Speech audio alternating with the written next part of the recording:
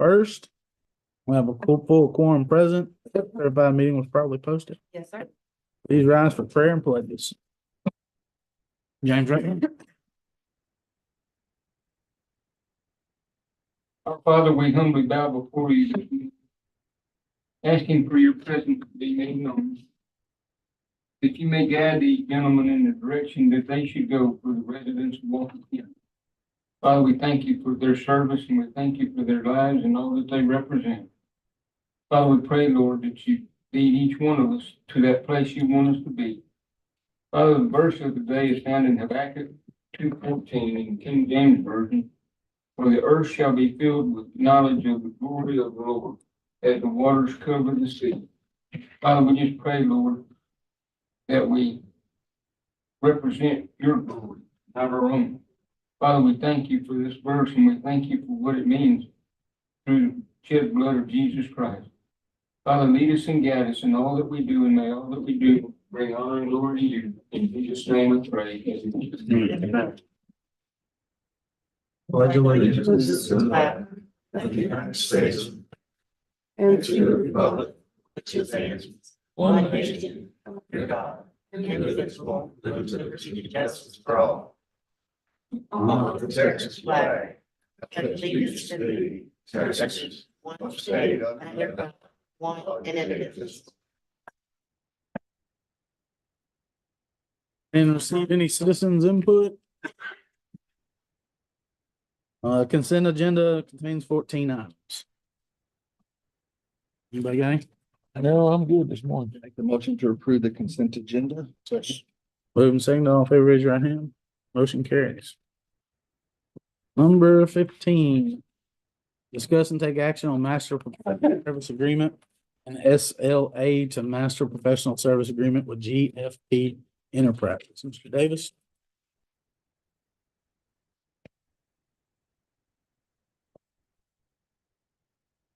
We had an agreement with another company and for anything during a disaster, whatever it might be. When we enter into this agreement, this company, their warehouse is in Corsicana. They can get to us a lot easier than coming out of Houston. We don't owe them anything until we activate them and use them. They have all kinds of disaster from generators to trailers to whatever we might need that we could get in here. We enter into an agreement with them, and I recommend we go with this company. That's Quinn. Question, Yes. is this part of FEMA? I mean, is this paid by, under the FEMA disaster? If we activate them and use them, it can be paid for if they're in those things. But we can use this in a non-disaster time. Anytime we need their equipment. Okay. There's no charge for the contract to activate it. So Yeah, but through purchasing, it has to go through the federal guidelines to be reimbursable. So Cheryl, have you reviewed it? No, ma'am. I mean, it doesn't cost us anything No, at it this doesn't point, cost right, Butch? unless we activate it. It just sits there. We will be priority if we enter into this agreement and we happen to need something. I was with Granger for 4 years and never activated the contract. Yeah, I'd say let's just go ahead and activate it and then we can check and see if it works for payment if we need to. Yes. So that's my motion. I'll second that. Move and second, all in favor, raise your right hand. Motion Yeah. carries. Number 16, discuss and take action to approve the joint election agreement, including countywide poll locations for the November 5th, 2024 general election. Ms. Good, Gregg? man. How are y'all? Good. Good. How about you? I'm good. So we are basically looking at November, joint election. It's the same contract we sign every year with the entities. There are 7 that are going to possibly join us for the November election. Only thing really that's different is we're going to be basically just the dates and times. Poll places are the same. All 9, of course, will be activated along with mandatory hours. That's by the state. The only part of the contract that we're not approving is going to be attachment B, which is election workers. They have a whole nother month to nominate workers to work the polls. So we'll come back with attachment B to have y'all approve that as well. Sounds good, Diane. Your motion? That's my motion to approve. Moving second, all in favor, raise your hand. Motion you. carries. Thank you. Judge, I'll leave the contracts with Ally in the back. Yes, ma'am. Thank you. Number 17, discuss and approve the purchase of 4 Model 200S plat cabinets from envelopes and hangers. Funding source will be from budgeted funds in the county clerk archives account. Okay, I put all the info that I could think of in the backup, so I don't know if y'all have any questions. But we are running out of space. We're on number 89 in this plat cabinet and we're only a year in roughly. And with the growth of the county, we're needing to get these ordered as soon as possible. It takes a little bit of lead time for them to get here. They're very heavy, so the freight is an issue, but other than that, it's coming from the records management account, so it will not affect the county budget. So it's followed purchasing procedures. Yes, That's my, yes, I've been aware of it. In fact, that the holdup was the shipping. But I've talked to the vendor and he has, allowed, a little bit of lenience on that, so, but it has been followed. all right. That's my motion to approve. So getting them in, are they gonna set them up, Carrie? They are, No, we do. okay. So it's something they deliver and then, So they'll deliver to the, they'll deliver it to like the deed room or the front door at the, where the security is. Okay. And then we'll, dial them in some. yeah. I'll second your motion. Moving second, all in favor, raise your right hand. Thank you. Thank you. Motion carries. Number 18, discuss and take action on installation of new camera system at OEM. Larry? Morning. Morning. Question funding through projects. Facilities project funds. You have a camera set installed at the OEM building. Right now we have 0 surveillance over there. We've had several problems with vandalism and some county property, on things in the past. Additionally, we don't have currently we don't have anything watching the building that the voter storage equipment is in. This will cover that This will too. cover that. It will cover the big main parking lot all the way from the back and the backside of precinct 1, all the way around the huge parking lot. It'll cover the main entrances of the senior center building and SVU building and the perimeter of the OEM, our building and the building that James Ray's in down there. This ties into, It tie into our computer system. Dan is aware and there's a little bit of things that he'd have to do. and it has storage capacity. Yes, it comes with a. Non-IT guy, I'm doing pretty good. Yeah. That's good, isn't it? It comes with EDR, and it's hard to pin down how long of a recording it'll take because they're all gonna be motion activated. So it's gonna depend on how much activity is going on as far as how much memory gets used up. But after a while, does it delete itself after a while? So, Yes. It'll continually dump itself when it gets. okay. Ms. Patricia, how much money is left in project contingency? I mean, Over 900,000. okay, so we're in good. Yeah. I don't- Y'all got any questions? You good with it? Yep. I make a motion to approve. I'll second. Moving seconded, all in favor, raise your right hand. Motion carries. Number 19, discuss and take action on approval of addendum from Emergicon on EMS elections. Ms. Allen? We have heard back from Emergicon after their review of our April bill. They have offered a $19,534 credit. And then they have offered an addendum where they will waive the premium billing for June, July. and August. This I one, don't need, and they sent an addendum. We couldn't print it off without signing it. It's in, Judge, oh, you have it? Yes, ma'am. Okay. Yeah. Okay, good. so that's my motion to approve. I'll second that. Move, any questions? No. Moving seconded, all in favor, raise your hand. Motion carries. Purchasing, discuss and take action on price increases as requested by Frost Crush Concrete. Carol? Good morning, Mr. Firstone has, requested a price increase, kind of like LSD Walker did. And it's, as you can tell, it's $1 to 50 cents to $1. On the line items requested. Some of these line items that they proposed, we do not have on our current solicitation. So that really doesn't pertain to us, but the ones that do. Still the lowest, and they will still be an alternate. Yeah, like a motion to approve the price increase. Second. Moving second, all in favor, raise your hand. Motion carries. 21, discuss and take action on naming Anthony Cochran as the Walker County Rabies Control Officer. That's my motion. Second. Moving second, all in favor, raise your hand. Motion carries. 22, discuss and take action on review of MergeCon contract and billing. So that was up in October. Would like to set a committee, Ms. Cheryl, Ms. Allen, Mr. Doggett, and myself to review that contract and come back to court with that. Sounds That's good. form of motion. I'll second that. Miss Patricia, I got one question on that. So what keeps this company, I guess when we done this back 1,000, I guess, or 20, what keeps this company from basically dragging their feet and running it to the 120 days? Well, I think one incentive is that they receive a percentage of collections. So, I think that is an incentive. The difficulty is the way the contract is written, is that it's based solely on the passage of time, whether they collect 6% or 16%.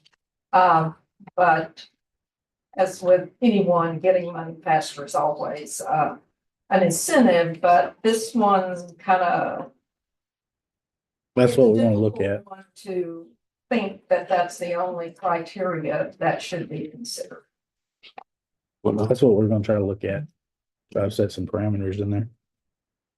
Sounds good. I got a motion second, all in favor, raise your hand. Motion carries. 23, discuss and take action to add additional funding to road and bridge departments 1, 2, 3, and 4 for storm damages. I don't know about the rest of you, but we are to the point that we need to add some more into our budget because we're fixing to get started in the Grand Ranch and we're gonna spend a pretty good chunk of change in there, fixing the washes and stuff. So how are y'all setting? We gotta add something. We gotta, I mean, we're Uh-uh. across the precinct, but we're still Yeah, a lot of money trying to get finished up. Bill, Are you Dan? talking about on top of what she's already put Yeah. in there? Yeah, I mean, that's not even a drop in the bucket to what I might have to continue, or we're gonna have to quit fixing the problems, one of them. You know, and just not deal with them. What's that mean? What has been done in the past is that when the precincts were working on FEMA related projects, that the budget amendment would be done to increase the line item for the FEMA related. And we do a budget amendment showing FEMA revenue as the source of those funds. So we book a receivable as precinct spend the money, we book a receivable, book that as revenue, and then increase the expenditures. So we certainly can handle it through that way. Yeah, I don't know the best way, Mr. Patricia, I honestly don't. I know we gotta spend a lot of money. Yeah. And I don't have it in my budget, because if I do that, if we take it out of the budget, we cannot do any maintenance at all on the rest of the road. But your budget would be increased by the amount that you spend. So if you spend another, say, 250,000, it would be added to your budget and set up as a receivable from FEMA. Okay, I mean, we've done it both ways already, right? I mean, we've done it before, we put money in there, the 250, and then we also was doing what you say. Right, and I think the 250 was a very good solution to come from the projects fund, because at that point, you didn't really know what was going to be reimbursed by FEMA and what was not. Now that you've been approved for your PWs and the work that can be done, we can put the money in there and then offset it with the FEMA revenue. When it comes in. When it comes in. Yeah. Well, actually, I mean, we. Well, we gotta have money before it comes. Well, in. what I'm talking about is reimbursing where we're pulling the money from. Right. Well, you would have a line item in Yeah. your budget, and as you spend on your PWs, we would charge it there. And if the court tells me that each of you need 250,000 there, we would put 250,000 in that budget. And then we would also put a due from FEMA revenue in the budget too. So it's added before you spend it, but we make sure that we've got the offsetting revenue before, and if we don't, we come back. What do you guys think? Right now, we're just not getting cranked up on ours, even hauling other stuff for the last 3 weeks. So we're just getting cranked up, but I think you need some flexibility there. I think you need to know the money is there. Yeah, I mean, you know, I know that we're through Are you done? doing anything else in the county and precinct Oh, two us too, yeah. unless we have money to deal with it. Yeah. With the disaster. Yeah. And the 250, I don't know, 250 pretty well, we're not 100% gone, but we're gone. I mean, it's already spent. Yeah. Most of you spent a lot. And I feel more comfortable knowing the 250's in the line item and I can see it, Oh, you will see it. you know, so You will see it. as long as I can see it in that budget, then I know where I'm at. It's very important that you code your expenditures to the right line. Yeah, and we're doing that Yeah, on our so side. if it's PW and you're going to be reimbursed, be sure and code it to that line. If it's your regular routine maintenance, code it to the other, and that way we'll be watching it to make sure there's money there, and keep bringing budget amendments as y'all need them. Yeah. Because as y'all well know, it's a long time to get those PWs closed out and actually get the money back. So are we pulling the money from where are you suggesting pull the money from? We pulled it from the 5 million last time. Is that where we're gonna keep pulling it from? We'll pull it from one of either the projects contingency, this general projects contingency, but we'll pull it from contingency, but it'll reflect on your books as FEMA revenue on one line and expenditures on another. Well, We'll yeah. transfer the money to the road and bridge fund as it's As it's needed. needed. Yeah, I'd like to go start with a 250 again. Y'all comfortable with that number?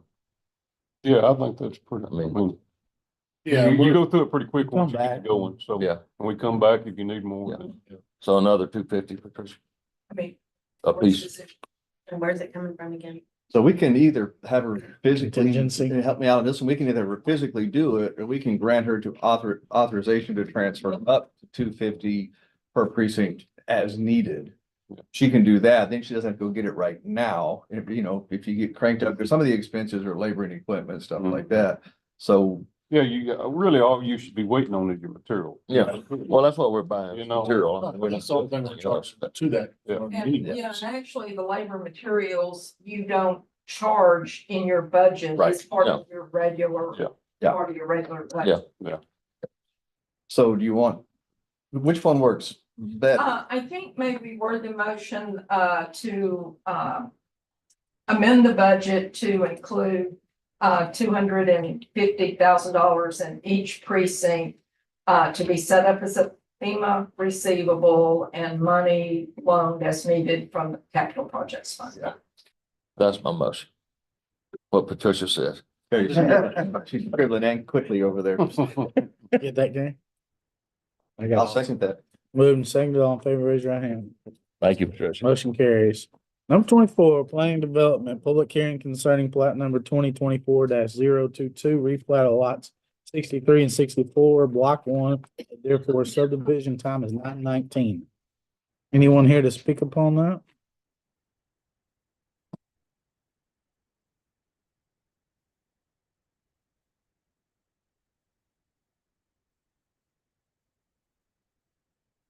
Andy, you got anything to say on it? No, I mean, it's Yeah. just a combination. That's fine. But What? taking 2 lots and making.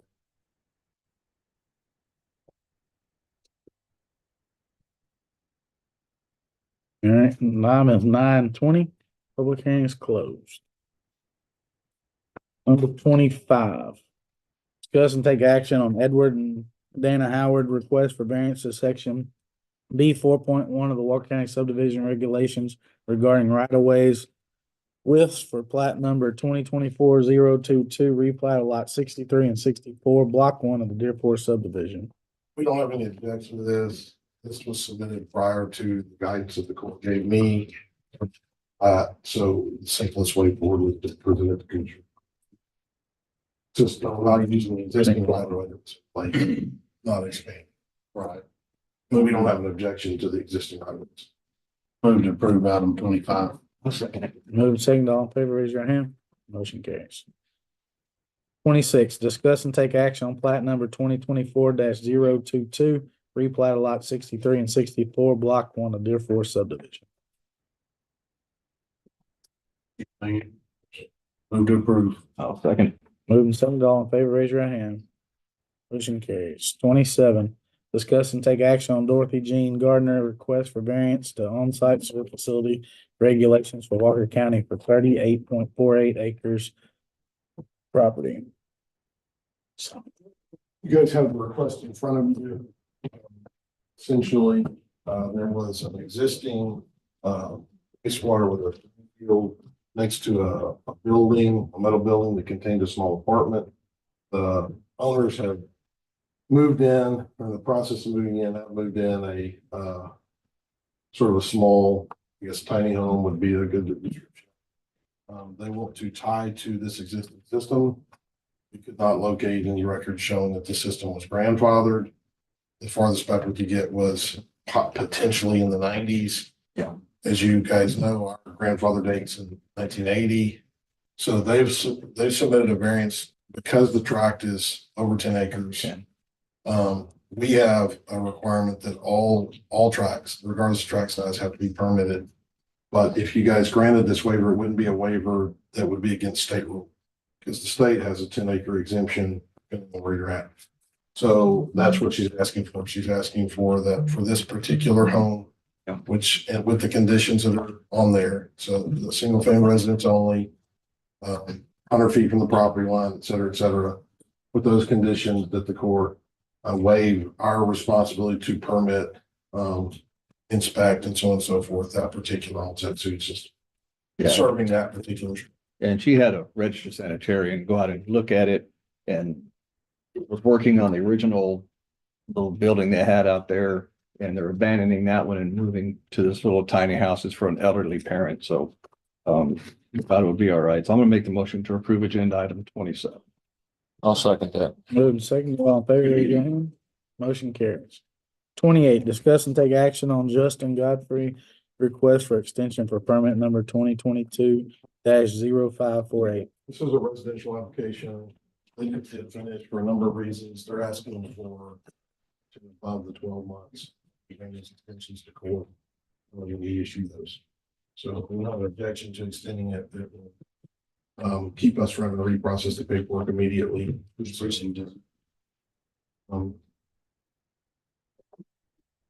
don't know where it's at. I did read their letter and they had some circumstances. I don't have a problem with it. Where it's at. I'll just make the motion to approve it. I don't know what it's. I'll make the motion to approve. Second. Moving second, all in favor, raise your hand. Motion carries. 29, discuss and take action on Texas Marine Enterprises LLC request for the waivers of fees for submittal number 5, 6, and 7 for my family RV property. RV park.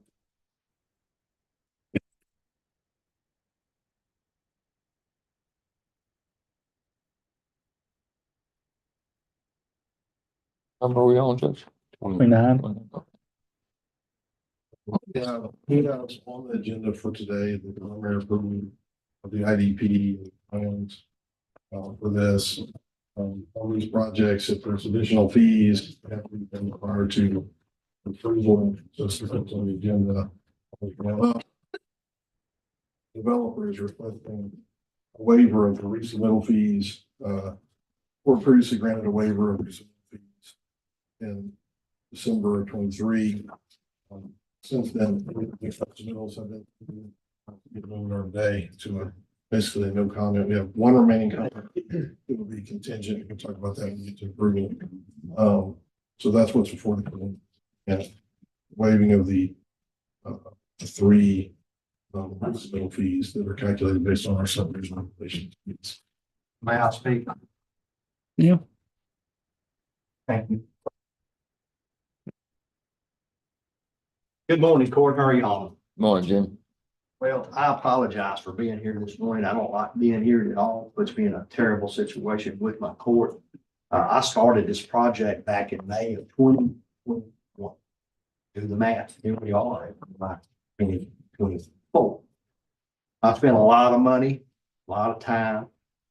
My mistake, I hired the wrong engineering firm, made a huge mistake, got so much money in it now, can't go backwards, can't fire them.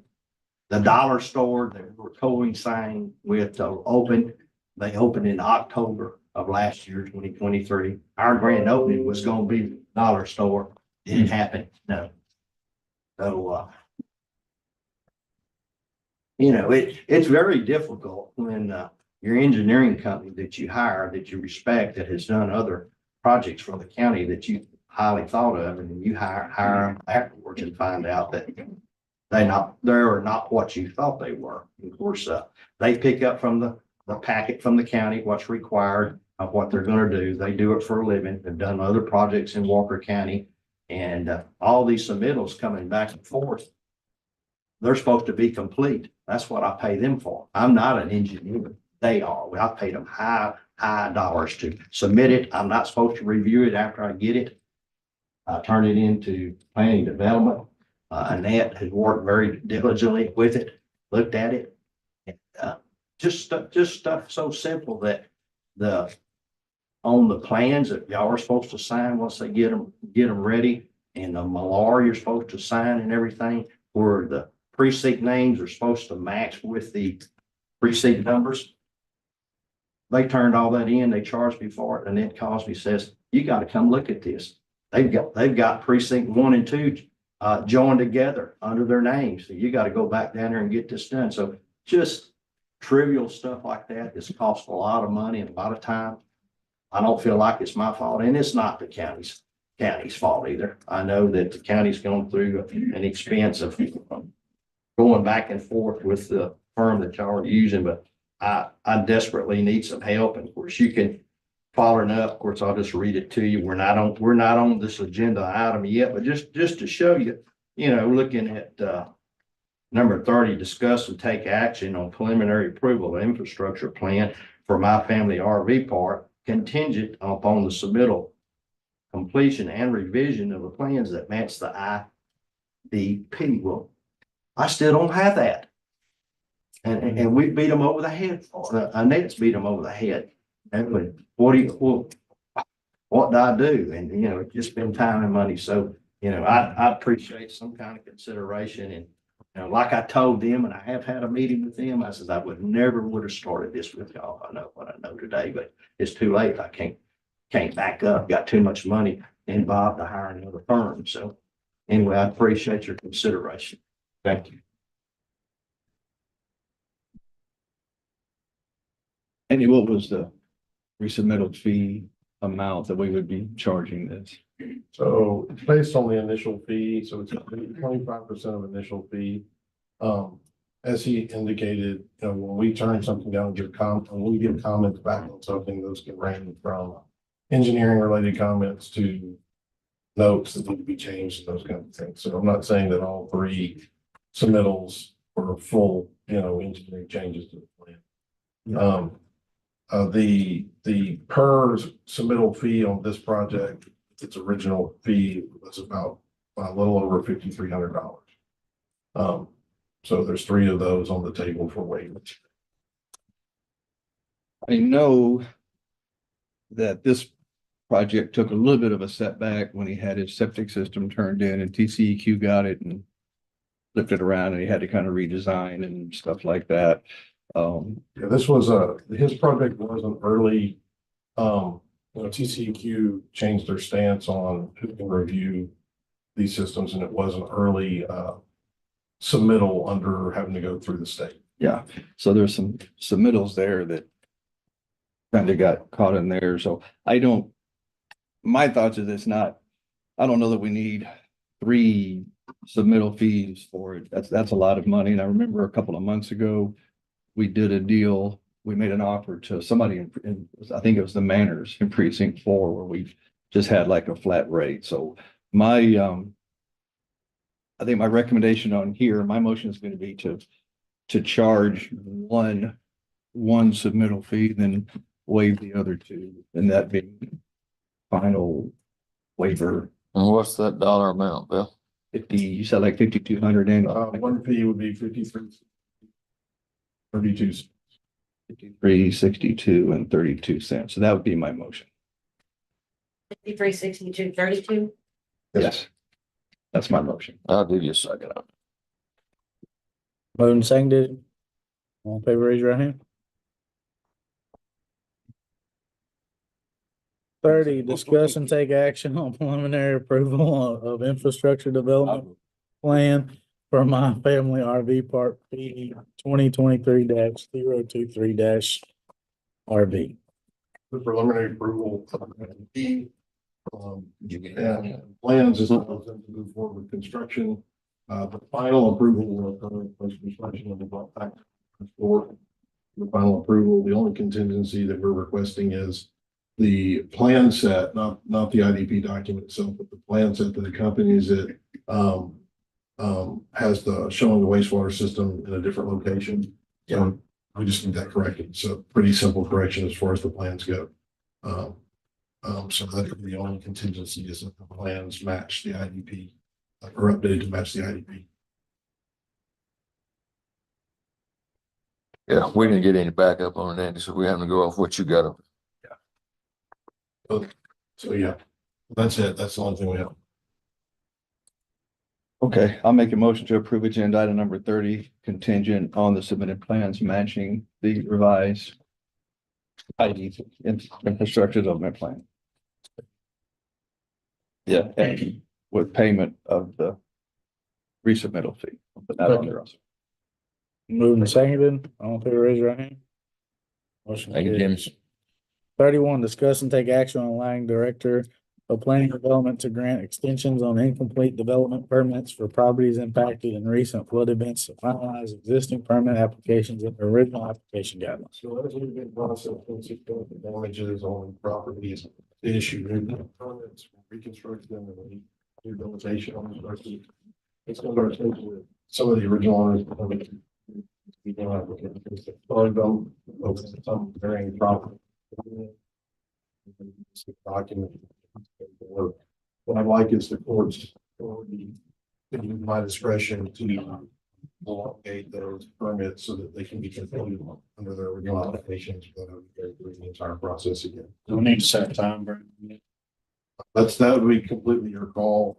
I would say I'm looking for recent events. So if you gave me, during the next 12 months, you mean a time frame back to when the permits were issued? Oh, I'm just, Yeah. No. If you want to give me 12 months, we'll certainly, I hope, have all these done. That's my motion, 12 months. All right, I'll second that. moved and seconded. All in favor, raise your hand. Motion carries. All right, go into budget. Sheriff's Office.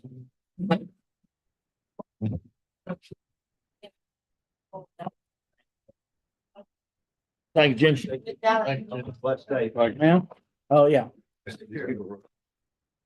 All the books are already out. Right. Yes, ma'am. I got that. Go get that one. That's this one, so I should have it all. Is this it, Christian? That's the budget itself, right? No, do you have stuff on there to? I'm- I got it. Yeah. Got you. Guess I'll go and get the mint now. And Patricia. Well. And that. He's gonna set up. What's that, Chief? I hear you. You had an outlaw in this place over the weekend. Hey, boy, you done all right? Good, makes it good. Jim, squeeze my legs. Get up, man. Yeah. What's going on? I think I called him slow down Baron. He had a little problem, which I had problems too. He was dropping you. I was gonna say, Like they're cooking. You were ready. We had a bad weekend. He said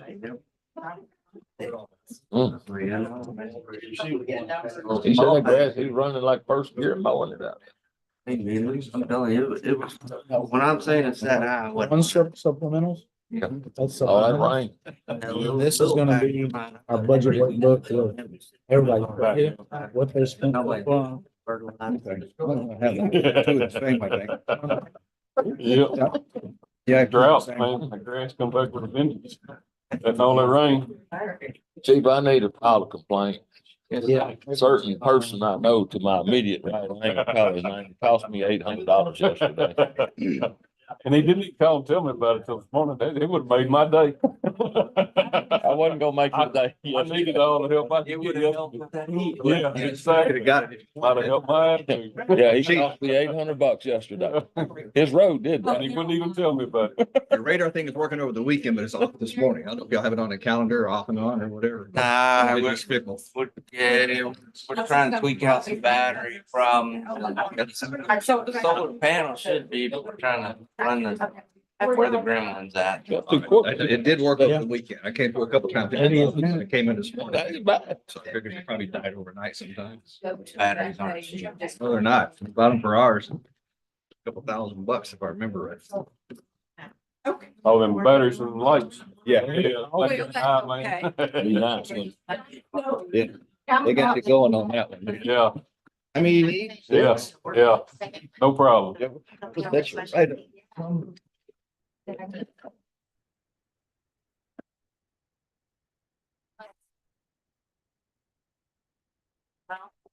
Tired of it. Bring it to the barn. He owes me an $800 tire. Yeah, Yeah, Oh. he blames it on it was me. in his bar ditch. Yeah, Hey, they blame everything on I asked him me. what he was doing in the bar ditch. Supposed to be in the road. I was driving.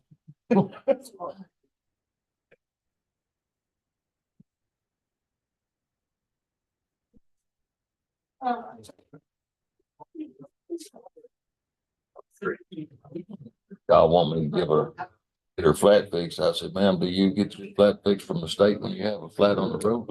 I've been walking. around today. I don't know. Where'd it come from? I don't know. I mean, it's from a roofing nail to a screw to a piece of metal rod. I mean, it's just amazing what gets on the. I just switched tire tracks, walking. Come up every day, pocketfuls. You ready? All right, Tim, here you go. All right, chief. Wonder what page we on? Which book? So they're gonna go over these supplementals first, and then what y'all requested from court last week should be in the little packet there. So it's gonna be page, Surely I'm right. 155. 155. Mhm. Supplements. Yep. That's where it's supposed to be.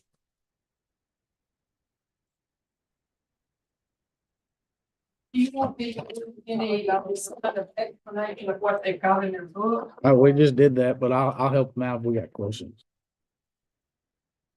Y'all understand the book? Oh, yeah. Okay. For the supplemental section. Okay, Tim. Yep. Morning, gentlemen. First budget request for 24-25. First item that I have is looking to replace, patrol marked vehicles and, asking for 5 vehicles. I know y'all I put a mileage report from March. Also have a fresh mileage report from end of June, which just happened. There was a packet. Out of the I mean, I have 10 vehicles that range from 110,000 to 202,000 miles on here.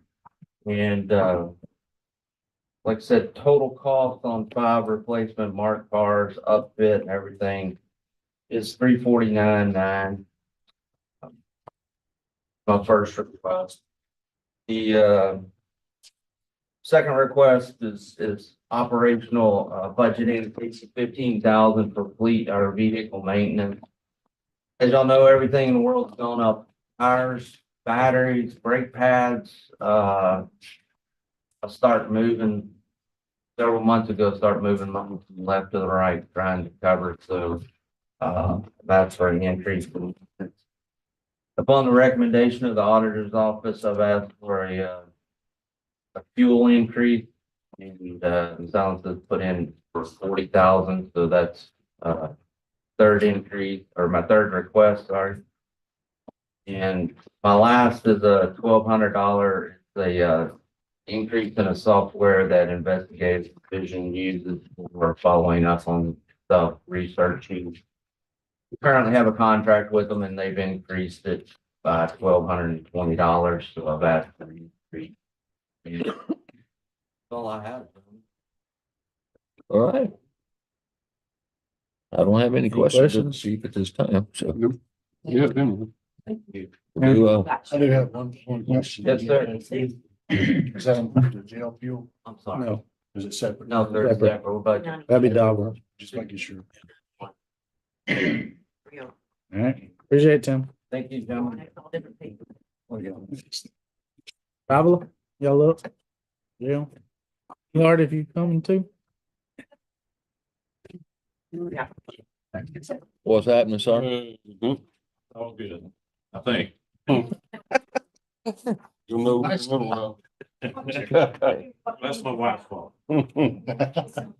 I might disagree with you, it's all good, but I think we both know better than Kind of good. that. That's better. Hey, Sheriff. Good morning, everybody. Y'all sure got his vehicle. Well, that may be. Yeah. Okay.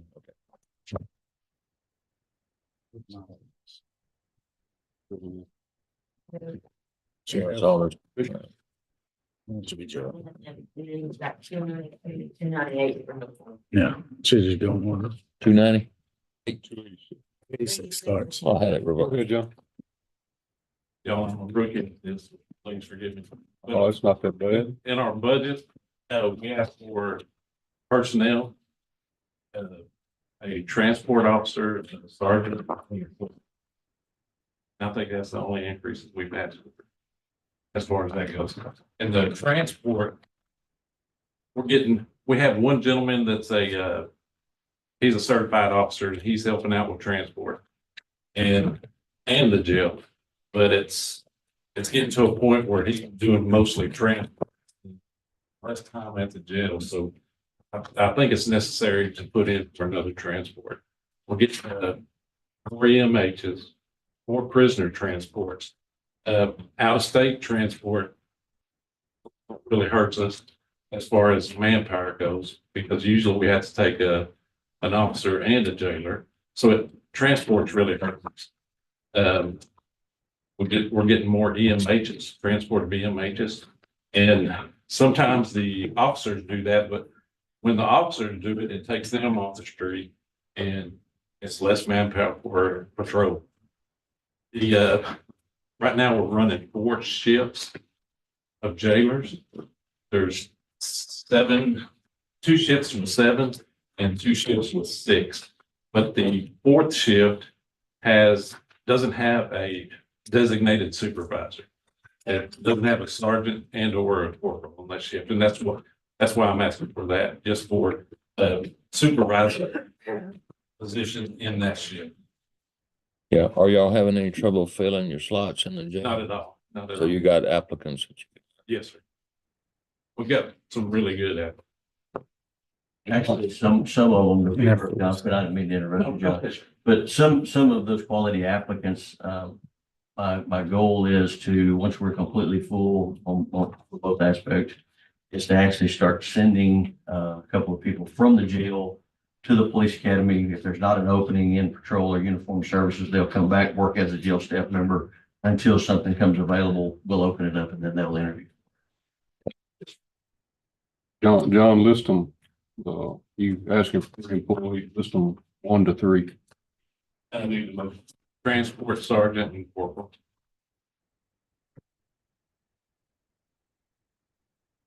And the third, officer 3. Yes, yeah.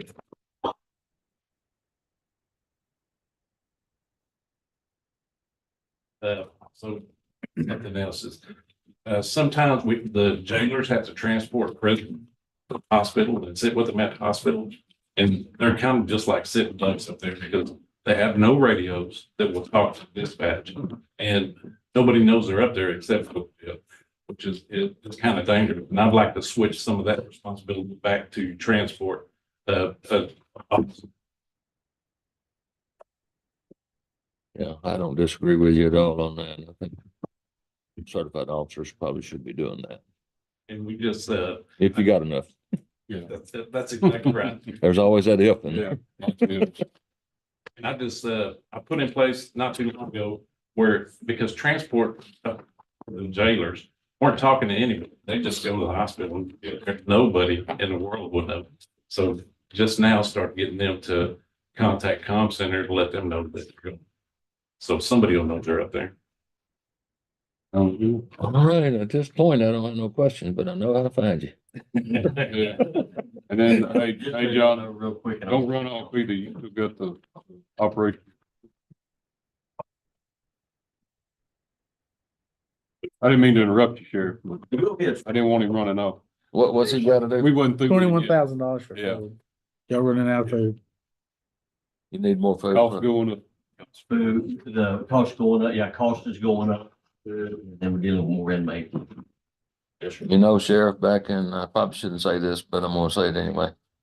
Back in the 70s and 80s, my dad gave them PBJs and that was all they got. Absolutely. If they wasn't happy, they didn't have to eat it. Exactly. You know?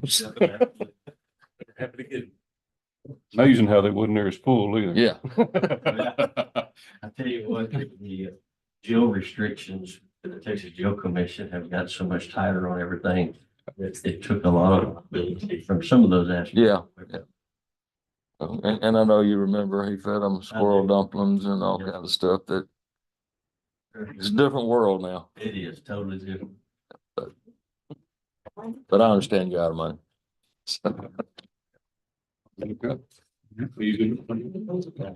Hey, Appreciate hey, it. we'll put a light on you So today. far. Wait till next time. Yeah, you're not done yet. But on the food, I actually didn't know we were out of money. Yeah, And, it's steadily going up. It's gone up it's going up. every year. So I'm assuming, Cheryl's helping us out greatly with the new food contract, and I'm sure you can go up there.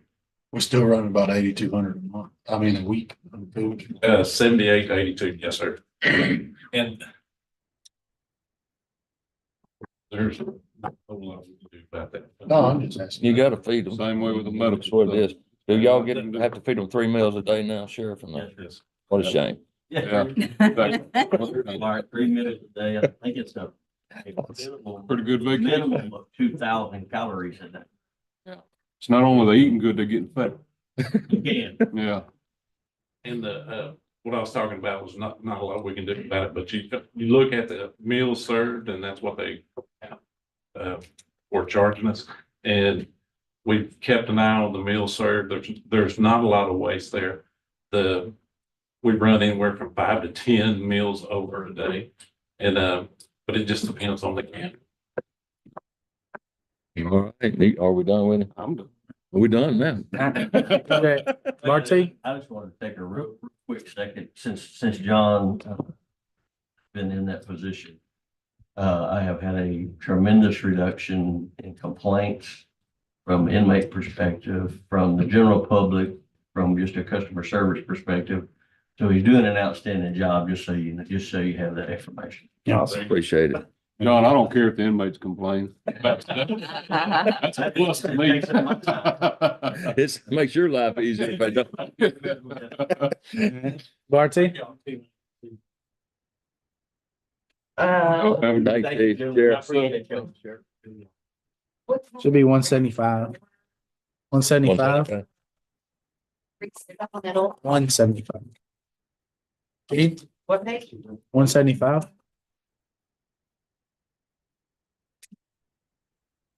He sent a whole nother packet too.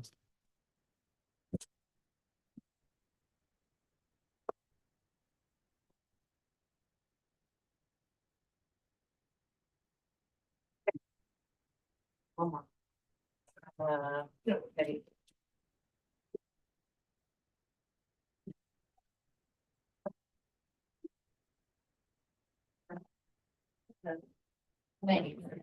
What's that, Constable? Good morning, gentlemen. How's everybody? It's all right so far. How about you? Could be better, but it could be worse too. Always be. Always be. I woke up looking at the days and not pushing away. As you woke up, OG. That's the key. When you get old enough, just the eyes open. Hey, you got the day made.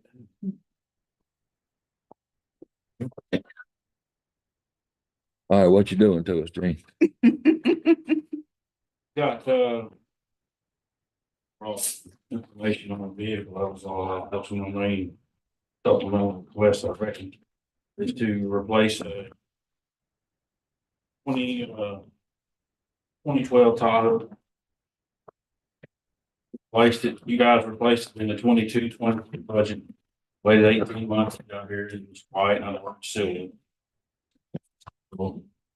We transferred over to the sheriff's department. On that motor. Transferred them, he's going back to me, we're making that here at today. To budget, you should replace that top, that. Y'all seen y'all look at your back up, looking at Dodge Durango. That's an extra packet. Talking a whole lot to Dodge, now upfitters have been doing it. Looked at, Durangos that were had not been upfitted yet. We've looked at vehicles that are being upfitted, and we've looked at vehicles that are on the road that are in right now. So, you're looking instead of a Tahoe, right? yes, sir. Danny, those should. First of all, packet. first and foremost, what steered me to it, I was visiting an upfitter. I actually found an upfitter that's right over here off Rose Road. I didn't know he was there because he doesn't advertise and go after big business. He stays small. He's doing work right now for the city of Montgomery. He's done work for Montgomery County Constables, Preston County Sheriff's Department. Anyway, long story short, he's right there in my backyard. So, a gentleman that works for him, turns out he came by to see me one day. I've known his brothers for 30, 40 years. Didn't have any idea he got a brother upfitter. He started this kind of, so if you looked at, well, I'll try to help you find Tahoe. He looked around, and so next time he came by, he said, "You thought about Durangos, Dodge?" And I said, "No, I hadn't." Anyway, that's how we got started looking. And the more we looked, obviously they're available. We can get them. We can actually get into 1, 2, or 3 before the end of this year. They cost less. So I'm looking at, well, are they, who has them? Who's using them? Is there any history on them? So we started talking to people that have them, and I didn't know DPS has some on the road. They're more up north, but there's one in Katy. It's been on the road, I think, a year and a half. They don't seem to have any, they bring no issues. They talk now, they've only had them a year and a half. The constable in Montgomery County had his on the road. He's got 82,000 miles on it. It's with a contract deputy over there in Hayford. So, they don't put a lot of miles on them on a daily basis. They are smaller in the cabin than a Tahoe. So I thought, man, I don't know about that. I'm a big boy. I got some big deputies and I got a tall deputy. So we went over to Montgomery County a couple weeks ago, and Mark, he's the tallest one in the group. Got in, sat down, all his duty rig. He said, "Yeah, I got plenty of leg room, So he got out and I sat in it and, I'm a wider, so, I was gonna say that, but you brought it up, Tim. You didn't take Chipwood though, huh? Not that day. Anyway, long story short, when I moved the seat back even further. So there's plenty of leg room. They built a different console, a custom console. It's a lower profile, so guys actually have a little bit more room right there anyway. But functionality. You can shut the door, okay, right? Barely. Okay. We had two pushing. The functionality of the vehicle for what my department does. These vehicles that we're looking at, they have a V6 in them. Plenty of horsepower, but the plus side is, they get better gas mileage. By the studies, they tend to get, they say they get 5 gallon, 5 miles per gallon better in the city than a Tahoe. These new Tahoes are running 20-inch tires. These still run 17s. That's cheaper. But it's not just, those are just some pluses to the fact that they're available. We can buy them locally. Now, I've been talking to the fleet manager over Wisniewski. They currently, as I speak, they don't have a buy board contract. They're working on it. They're working through to get that, to be able to buy it on the buy board. As Ms. Coward explained, if they just can't get that done, there's other means to buy it, locally. We'll have to bid it out, as you all guys are. I've learned a lot about buy boards or not in the last 2 weeks, but they're working to get that done. Seems like it may take a few days, but working to get that done. I really like the idea of being able to buy a vehicle from a local man. Couple of reasons. We got a problem. We can drive up to Huntsville and get it looked at, warranty work, whatever it is. And that dealership, along with other dealerships here in Walker County, spend lots of money at our fair, supporting our kids. The other side of this, on the upfitter, he's right here in Montgomery County. We've seen his work. His work in the vehicle is amazing. Neatness, the way he does everything. But that's kind of the gist of it. It's why I'm looking at Dodges is functionality, availability. And silver, right? Mhm. Silver. And you're replacing this, the one with the over 200,000 miles. The one it's replacing is a 2012. It's got you'll have, can you pull up the mileage that we submitted? You'll have it? Are you gonna look at this one, Jim? I didn't bring it. Got one, it's got over 200 on there. That vehicle is, it's in my budget right now to replace it. Okay. And another 2012. I have that money, and depending on how you gentlemen felt about going with Dodges and changing, I'd have to come back to court and ask you to retitle that money that's in my budget instead of, because I think it's Tahoe. So if it'll get you in a vehicle, bring it back. I'm fine with it. Yeah. Well, I want to do this today, but no, this one is replacing the second one on the list, 168,000. Okay. That's what this particular request, this vehicle y'all budgeted 22, 23. That was the white car that showed up. Yeah. So I'm just to keep, what you guys budgeted for when we did it, FAS numbers and all that, to keep that straight. That's why we're calling it this vehicle. Okay. What else? You need a little money? Sir? Some radios, it looks like. Oh, yes, sir. There's 2 radios,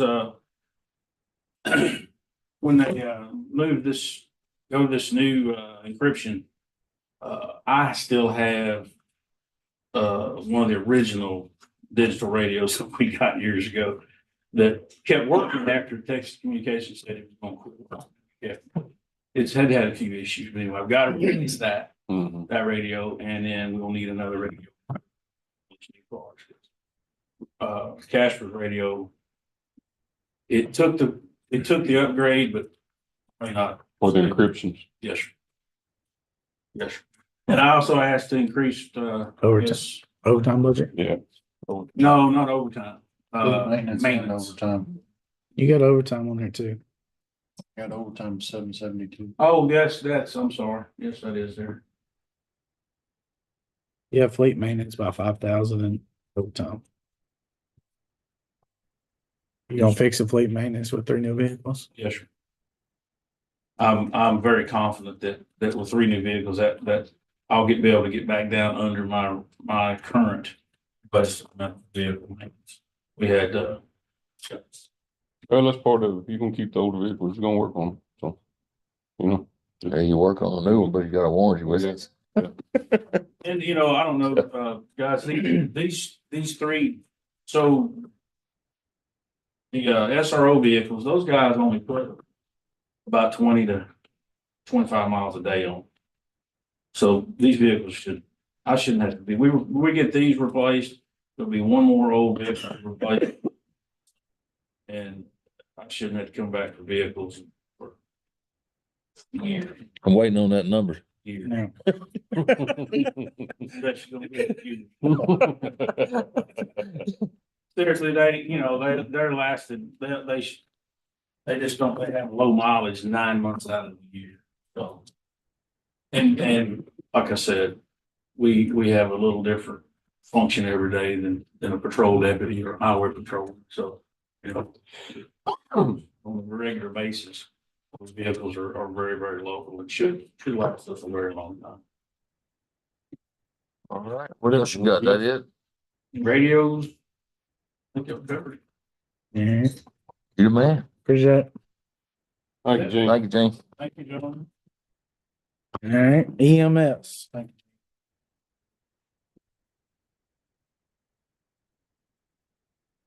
Morning, guys. Just give y'all a copy of the PowerPoint since we were unable to get it. All right. Thank you. Smith.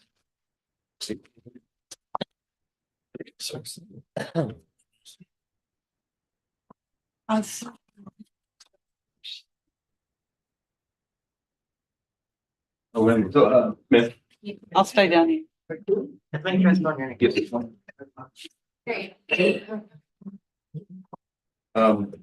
Morning, a quick update on our vehicle situation. Obviously, last year we were, we had ordered 2 Tahoes, command vehicles that we do have in service as of now. The one ATV rescue received on the grant that's in service. We acquired 2 youth Razor ambulances. Those are expected to be in service hopefully at the end of this week. We have to wait on some registration stuff from the state. And then still waiting on 2 brand new ambulances. That's estimated still by December of this year. Those were the 2 that we ordered with ARPA funds back in 2022. We still haven't got them yet. That's expected to be. Education, last year, we were able to expand our ESO education. That's pretty much stayed the same. We can kind of tailor it to everything we need. We did add some leadership training that we do quarterly for all of our chiefs, all of our officers go to that. So that's relatively the same. And so for logistics, this year we refined our platform that we use online to minimize any sort of loss that we can. Obviously, we're always going to have out of dates on supplies and materials. That's just going to be a factor of the job regardless, but we've minimized and mitigated that about as much as we can. We've implemented a station lieutenant program to help with all of the at station needs and requirements, help to maintain supply needs at the station, make sure duties get done, et cetera. And through our assets and checklists, we've been able to streamline and ensure the accuracy of all of our preventative maintenance and stuff, which is an ongoing process because of our fleet mileage has just been going up. I mean, it's, if we could go to the next slide. So this is a chart, it's a lot in a picture, but it basically shows a rundown of our current fleet with, it's got all the VIN numbers and stuff because I reference it fairly regularly. But the columns over here on the right, the 3 most on the right are the most important, with the current miles, current engine hours, and known issues. Unfortunately, the known issues column, there's not a lot of blank spaces there. So we're kind of fighting with the increased mileages. The trucks have a lot of miles on them. We've got some that are over 200,000 miles that are on the road. We've got a few trucks that need transmissions, et cetera. It's just everything's kind of happening at the same time. Within the last 96 hours, we've had 3 trucks go out of service for extensively expensive repairs. So we're trying to mitigate how we're going to move forward with that. Obviously, we have the 2 new used units that we picked up that we've gotten pretty clean bills of health out of. One's at Fraser right now getting some module work done, very minor stuff like a couple emergency lights. Going through the generator and the AC system because it's summertime. We need to make sure the AC system's good before we put it in service. Graphics, we're handling those in-house on both of those units. But once those are put in service, it's going to alleviate a lot of the stress that our crews have right now with being in some of these trucks that are having some issues. So this is kind of a graphical representation of our mileage across the fleet, as well as our age of the ambulances, as well as a solid bar going across showing the average national recommended replacement interval for those units. As you can see, a lot of those are above the line. It's a national recommended replacement. I'm of the mindset that if we can keep it on the road longer and reliably, I don't see why we would necessarily need to replace it at a fixed mileage.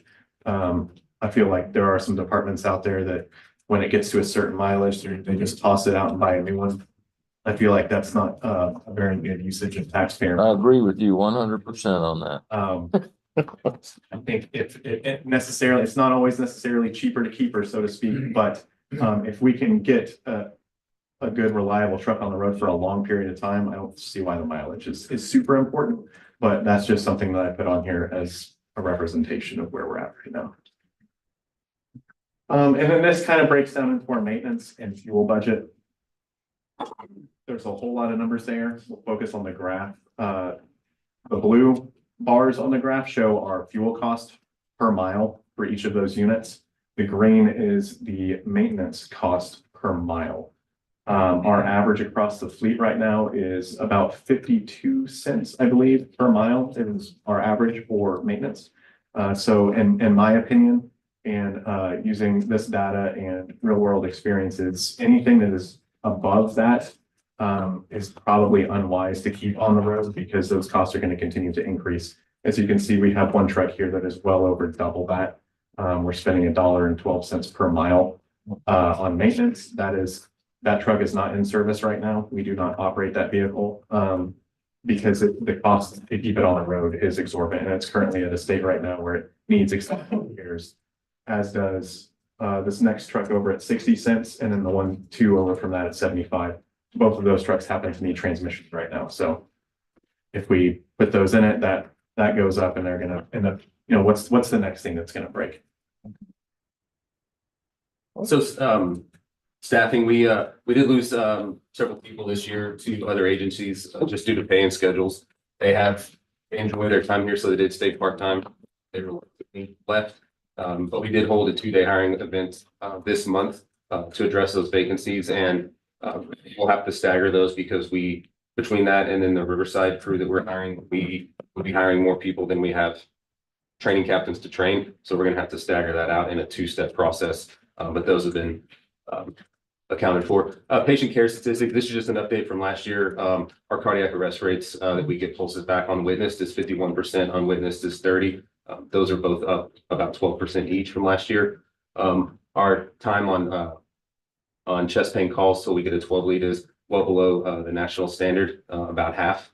And then we implemented a new STEMI protocol. So when people have a heart attack, Dr. Kovar has implemented getting heparin and Plavix pre-hospital, which is something that not a lot of other places do, mainly because of our distance to these cath labs. And then our stroke assessment accuracy is at 92%. So every stroke that we call in, 92% of the time, it is actually a stroke. So this is our call volume with a scatter map and a heat map for the calendar year. So you can see this is year to date, just because when we implemented our new CAD software with the ESO, we got that up and running in January. So this is all the cool data we have since then. So for 4,847 calls, you can kind of see the concentration of where we're at. the super dark areas. And those are times a day, calls down at the bottom. You can see those spikes, and then on the calendar on the left, you can see the darker days, obviously the weekends, and Tuesdays for some reason. So operational response times. So our average response time right now to a call anywhere in the county is 8 minutes, 59 seconds. Average scene time, 16 minutes, transport time, 13 minutes, and turnaround time at the hospital, 22. So we have gotten that median call time down. It was well over an hour last year. So we're now under an hour. And those colored bars at the bottom are individual unit average response times. So the orange one that's greater than anyone else, that is 06. That is our truck that responds to Riverside. So that data tells us that it would be beneficial to have that truck up there because their response times are typically longer for a hike all the way up there. So, and now with this is our level 0 data. I know we were tracking last year. So where that line is any green line that goes above that red line is level 0. And as it continues to go up, that is basically 1, 2, 3 calls. That one big spike over there on the far left was the flood where we had tons of calls holding. That's why that is an outlier up there. But so this is happening pretty frequently. And based on last year's data, it's not getting any better. It will get better when we add this other truck. So department needs for 2025. So the increase to our current contracts with Stryker, VFIS, Emergicon, Laerdal. Space, I know we talked about it a lot, but we have none. We have no space. We kind of live with fire departments right now. The one building we do own is extremely small and fragile. And we're adding trucks, we're adding equipment, and we have nowhere really to house them. So we're kind of busting at the seams. Increased operations, uniforms, training equipment, vehicle repairs, fleet maintenance, medical supplies, position changes, 1 EMT up to paramedic, and then the receptionist position that we don't have. We were wanting to add a division chief of clinical services, basically a clinical educator coordinator, and then communication upgrades for vehicles, similar to what Constable Ortiz said. Was we have the same older Motorola radios that do not handle the recent encryption upgrade. So Yeah, we currently don't have the ability to listen to PD in our units, which we coordinate with them fairly frequently. Implementation of Laserfish for process automation. I have a slide on that in a minute that we'll go into, and then the addition of 1 Fraser ambulance with all equipment. So we currently have 2 sponsored EMTs attending paramedic program through our sponsorship program. Should be done by next spring. 1 is in the current in-charge group, and the other is being paid as an EMT. So when she's done, when they're both done with school, one of those will need to be brought up into that group so they can be paid appropriately. So this division chief of clinical, this would work pretty much directly under COVAR. But it's going to basically see all the overall quality improvement, quality management of our PCR side. They'll be over all the education right now. That's something that kind of all of us share with education. And it's getting harder and harder as we get busier and busier to do that. So they would be responsible for all of our card classes, all of our community outreach, all of our internal personnel certifications and tracking, and our FRO education. And then basically work with our medical director to develop our core metrics and best practices.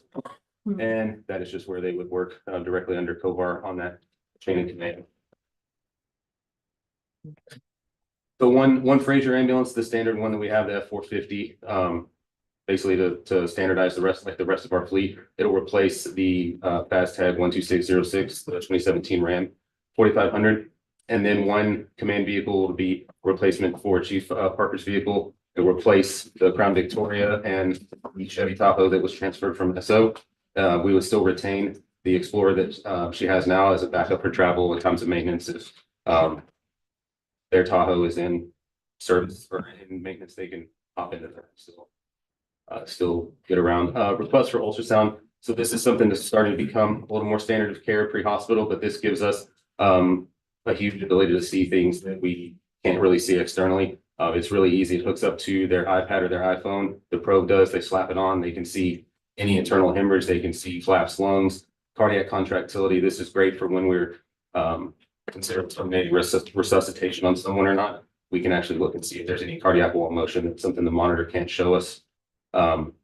This basically drives our decision-making on treatment transport, whether we're doing a certain medication, whether or not these people need blood.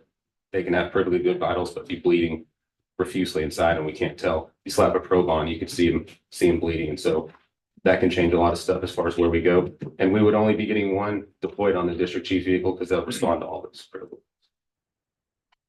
Increase to the uniform budget by 20,000.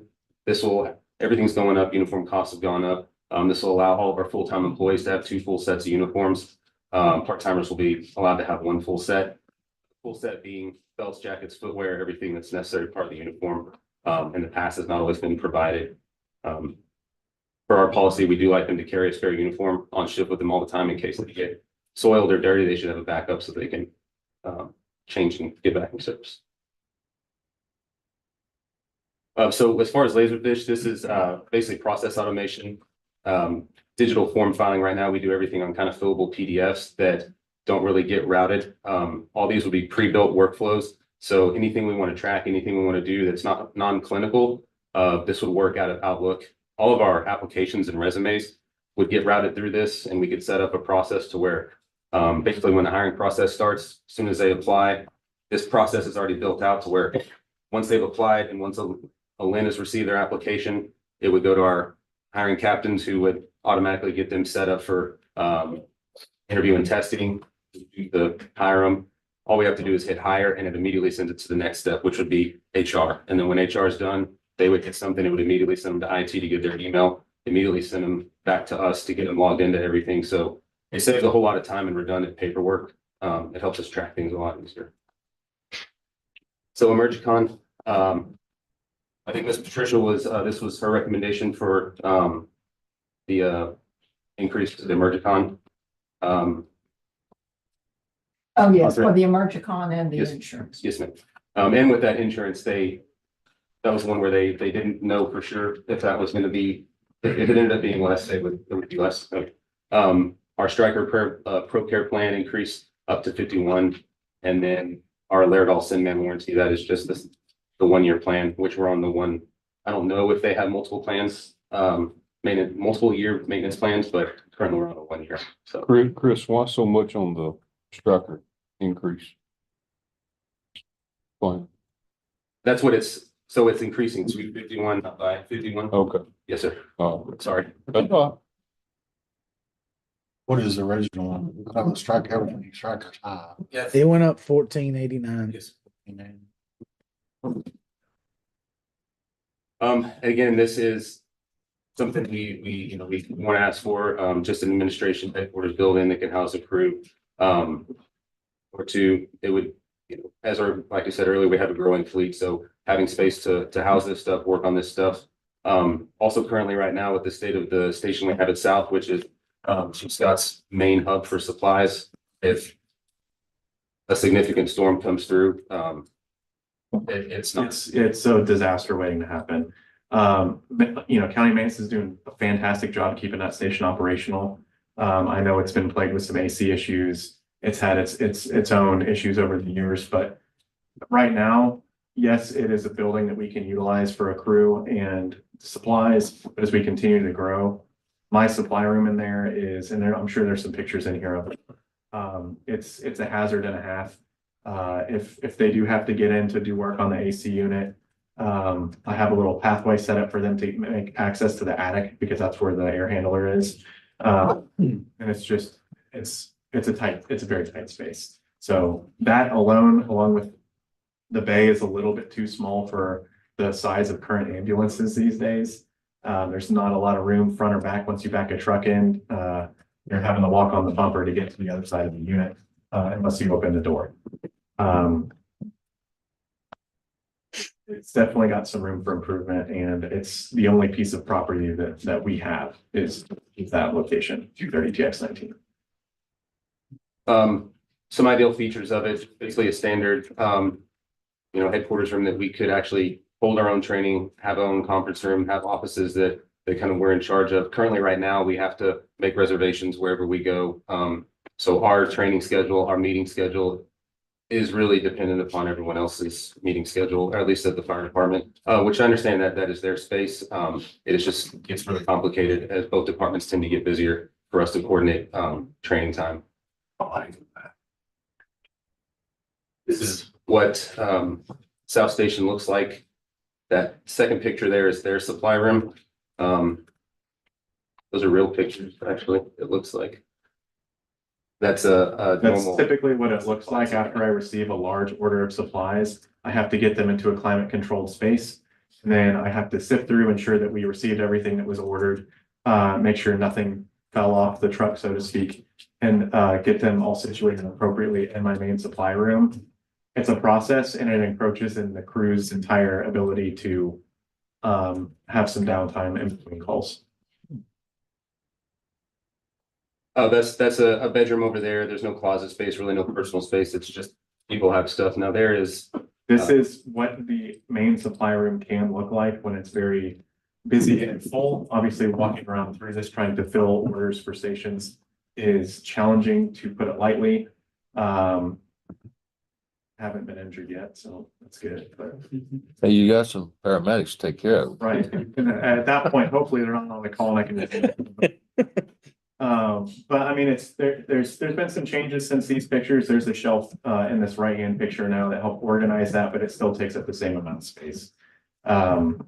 It's a lot. This is the current state of our administrative office. Closets bursting at the seams.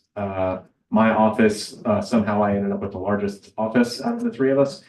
But I have also the entire uniform inventory on hand in my office, which I'm happy to do for now because it's a temporary thing. But it takes up space and it impedes my ability to some work done when somebody comes in with a big project. I always have a lot of stuff going on, so. So the crew quarters at the main office right now at Station 4 is, I'll just put it this way, it's not very HR compliant. You have 2 bedrooms in a single room. They're not separate bedrooms. We do have co-ed crews. There are people who will go sleep on the other side, on the fire side of the station, which fire is going to start staffing that station now, so that will not be an option. Just because they want to keep things as far as optics are concerned, as appropriate as possible. There's also very little room in there. You can see anytime we get any orders like that, we're stacking things in the bay. That picture on the top right, normally there's an antique engine parked right there. So it is not in that picture, but when it is right on. You can kind of see the ghosting on the floor where it usually is. It's right up against that. So, and that's the other part with fire is like, it is their space and I don't want to overcrowd their space. We need, so it is kind of a delicate situation, but. Everybody's expanding. I mean, our operations getting bigger, the operations getting bigger. It's, I guess, approaching the point of critical capacity. Like I said, I know we've asked for it in the past. We just want to make sure we're at least just keeping it on the radar as a current need. That's all we got. That's it. How do y'all determine if you don't go to Huntsville Hospital, if you have a call that goes to down south? How do you determine that? So we have a destination determination, field operating guidelines. So it's going to be based on the assessment of the provider, but if it is anything that requires a trauma center that's above a level 4, so anything neurologic, 2 or more long bone fractures or internal injuries, that's going to go down to Conroe. Any cardiac, any heart attack call is going to go down south. Huntsville Memorial does not have the capability to perform a cath. Is that a paramedic call or does your doctor do that? Or, I mean, the paramedic can make that call. Yes, sir. I just And if they have any questions or anything, they can consult.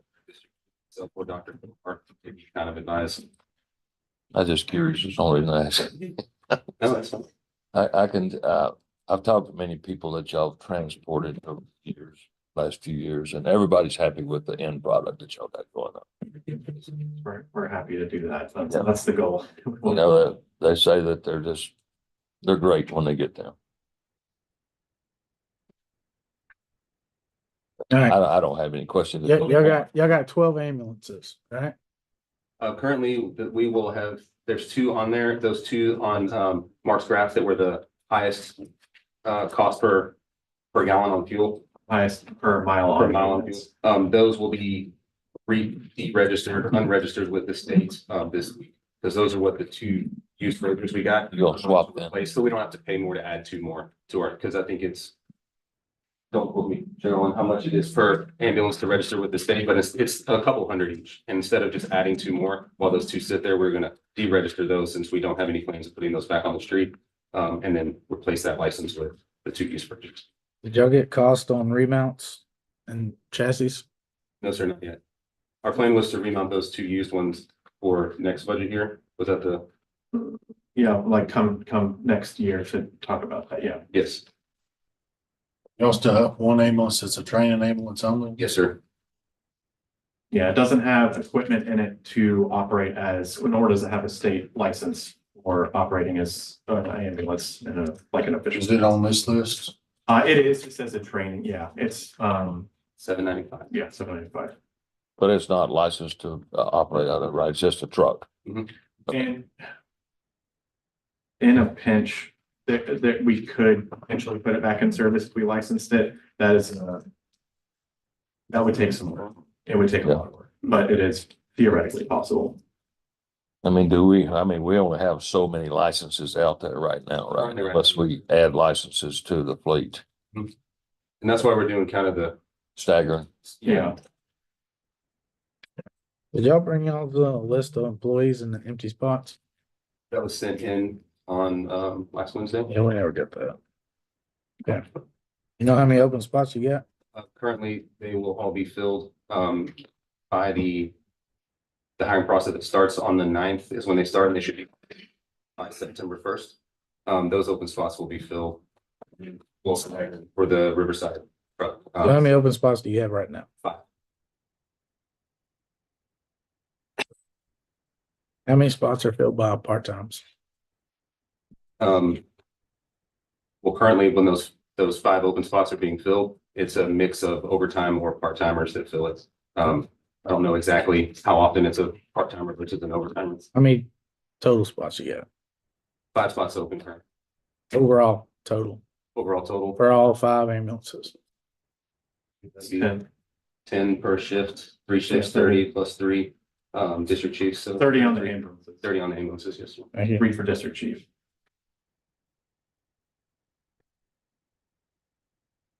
Obviously, that will go up by 6 for the if you include the Riverside truck. I'm not yet. Okay. Right now. So I guess, Chris, email us your, on your employees. Okay. Yeah, Yes, that sir. way we can look at it. Yes, sir.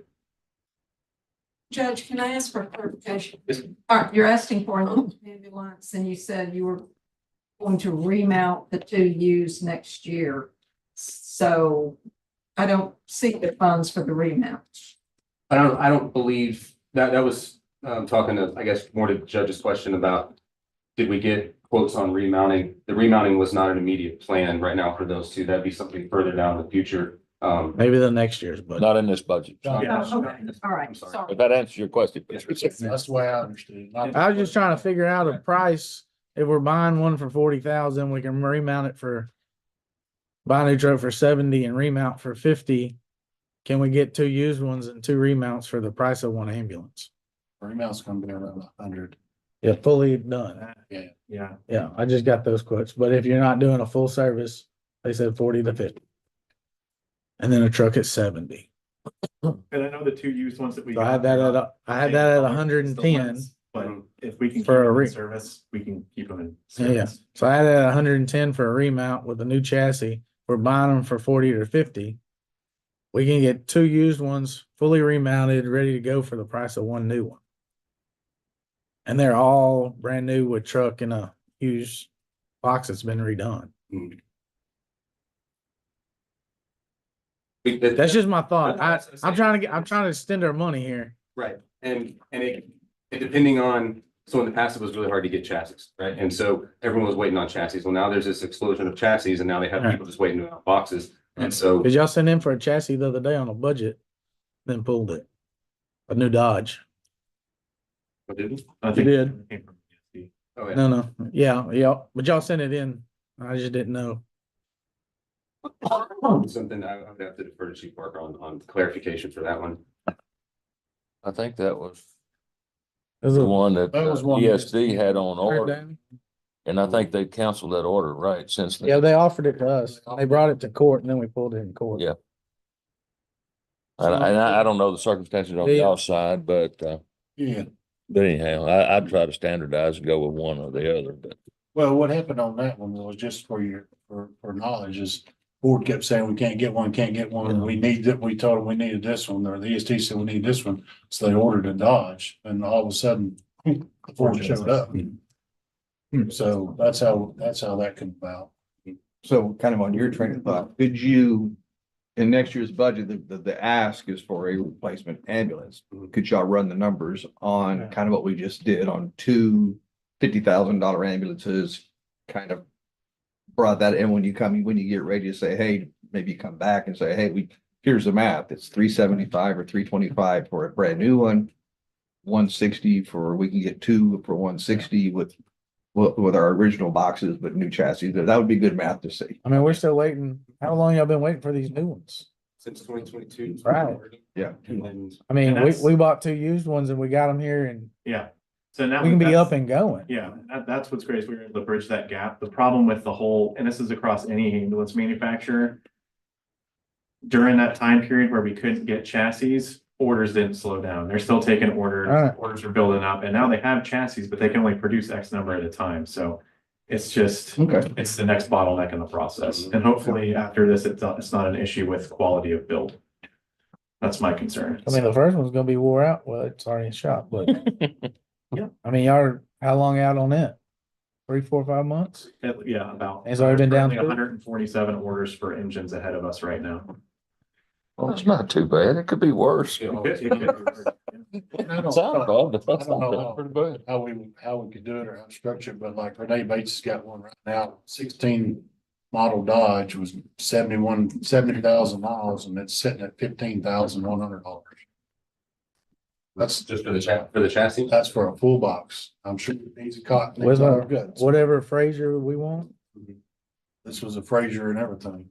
So But it's the- we can get those specs the same. Yeah, so my buddy, we buy some stuff like that and we go ahead and budget for chassis. Hmm. And who knows if that December date's gonna be pushed. It should. And then we get some of this other Yeah. To December. other costly stuff off and surplus it and roll. And then we'd have, factor in budgeting for graphics, so they would all look the same. That's kind of minor for what. But yeah, that's my, the big but you can be scheme up of and what- going. It's kind of like a silver Tahoe versus a white one. The box can still go to a call. Yeah, absolutely. Like two, these ones we got, they're red. We're gonna have red trucks roll around. That's a precinct 4 thing on color. Yeah, have we talked to ESD one about when they build this building, if they can build a supply room in it? We have not, but that could actually be sent over to them. I mean, they're already building, what's a bigger storage room and even if we have to help them out on adding a storeroom with some locks and. Yeah, it would just be a matter Yeah. of getting with, they haven't started any design work yet, so it'd be worth Worth a shot and see. So, yeah, what's their time frame looking like? I asked them that at their last meeting, they, getting their engineer architect on board and, then we'll crank, they just now got title stuff, so I kind of told them what we're probably kind of all thinking here, like, hey, we kind of did our part, we're standing here, so it'd be nice to know, are you 6 months out, or are you 1 year out? That's a big difference. So I think they'll know more. Well, I guess about next 3 weeks when they meet again, they'll have their engineer and have kind of a. Or they locked down, got the land They 1,000. got title on it finally, yeah, and they're getting ready to get a survey and cleared off and stuff like that, so. Once they're engineer, I told them realistically, they're 60 days getting an engineer, and then probably another 90 getting something designed, that's 5 or 6 months, so they're gonna. Maybe next spring. For something permanent, but they're also talking about standing up a temporary housing, like a mobile home or something like that, and just a covered carport. To put something in and let, so they can get up and rolling. So I think at their next meeting, they'll have a better idea of what their timeframe is. So if they don't get up and rolling and y'all said we're gonna be fully staffed with that new position with the new crew at September? The current group will be through September 1st. And then that group would be done by the end of September because they wouldn't start till August. And it takes about 60 days to go through base training. So October first, if we have the sixth crew up, where are they gonna be stationed and housed? That would be, that's kind of the fine line of, you know, how far are they coming along on that station as far as timelines? Or do we, you know, have them staff a truck and just run a 6 truck here or, we haven't really figured out how that would work if there's not. We don't get the housing out Yeah, there. that's You what, tell me, you know, 10-1, everybody can be here by 10-1. I can take that number to them and tell them, yo, that's kind of the number we have is 10-1. Can y'all have something for them to be in by 10-1? And that might excite them a little bit to get up and running. I believe I just carry them the number. Yeah. Cause I See mean, what they're gonna do. y'all could be there, right? Yes, sir. Yes, Yeah. sir. Yeah, I mean, I just carry them that number, Bill, and tell them that's when it is. Yeah. Yeah. And That was- see if that they was got our- something for us. Our concern would be if we were staffed up and nowhere to put them yet. Right. then we can float around maybe ESD 2, 3. Something. I mean, they're not staying there 24 hours a day. They're gonna be up running calls. You know, Yeah, what's their work hours? I mean, they work 24 hours, something like that, Yes, and then they're off for, for 24 and then back on 24, off 24. All right. That's is there right. anything else? hey, guys. Appreciate it, Chris. Appreciate Y'all it. use our Laserfish now? For document storage, yes, sir. Thank you. Yes, sir. All right, thanks a lot. Mr. Kane. First one here this morning. You finally get to go. Yes. I'm asking for additional personnel, assistant veteran service officer, and administrative officer. As you can see, my numbers have actually fallen since I've taken on the position. And county growing, I'm seeing that I'm going to grow even more. And right now, being open on 3 days a week, you're definitely being a good service to our veterans in the area. Yeah. This way, with 2 additional personnel, we would have the office open 5 days a week. And we would have the ability to serve more veterans within Walker County. The other thing is we have a county just north of us. They're actually smaller than we are. Madison County, and they last year wound up with 2 veteran service officers full-time. So yeah, here we are, we're growing and we only have 1 veteran service officer. They have a smaller population than we do. Regards to their veterans, they only have 13,700 veterans according to census. We have close to 8,000. Right, so here, we definitely need the assistance. Are you ready? Are you able to go full time? I'm able to.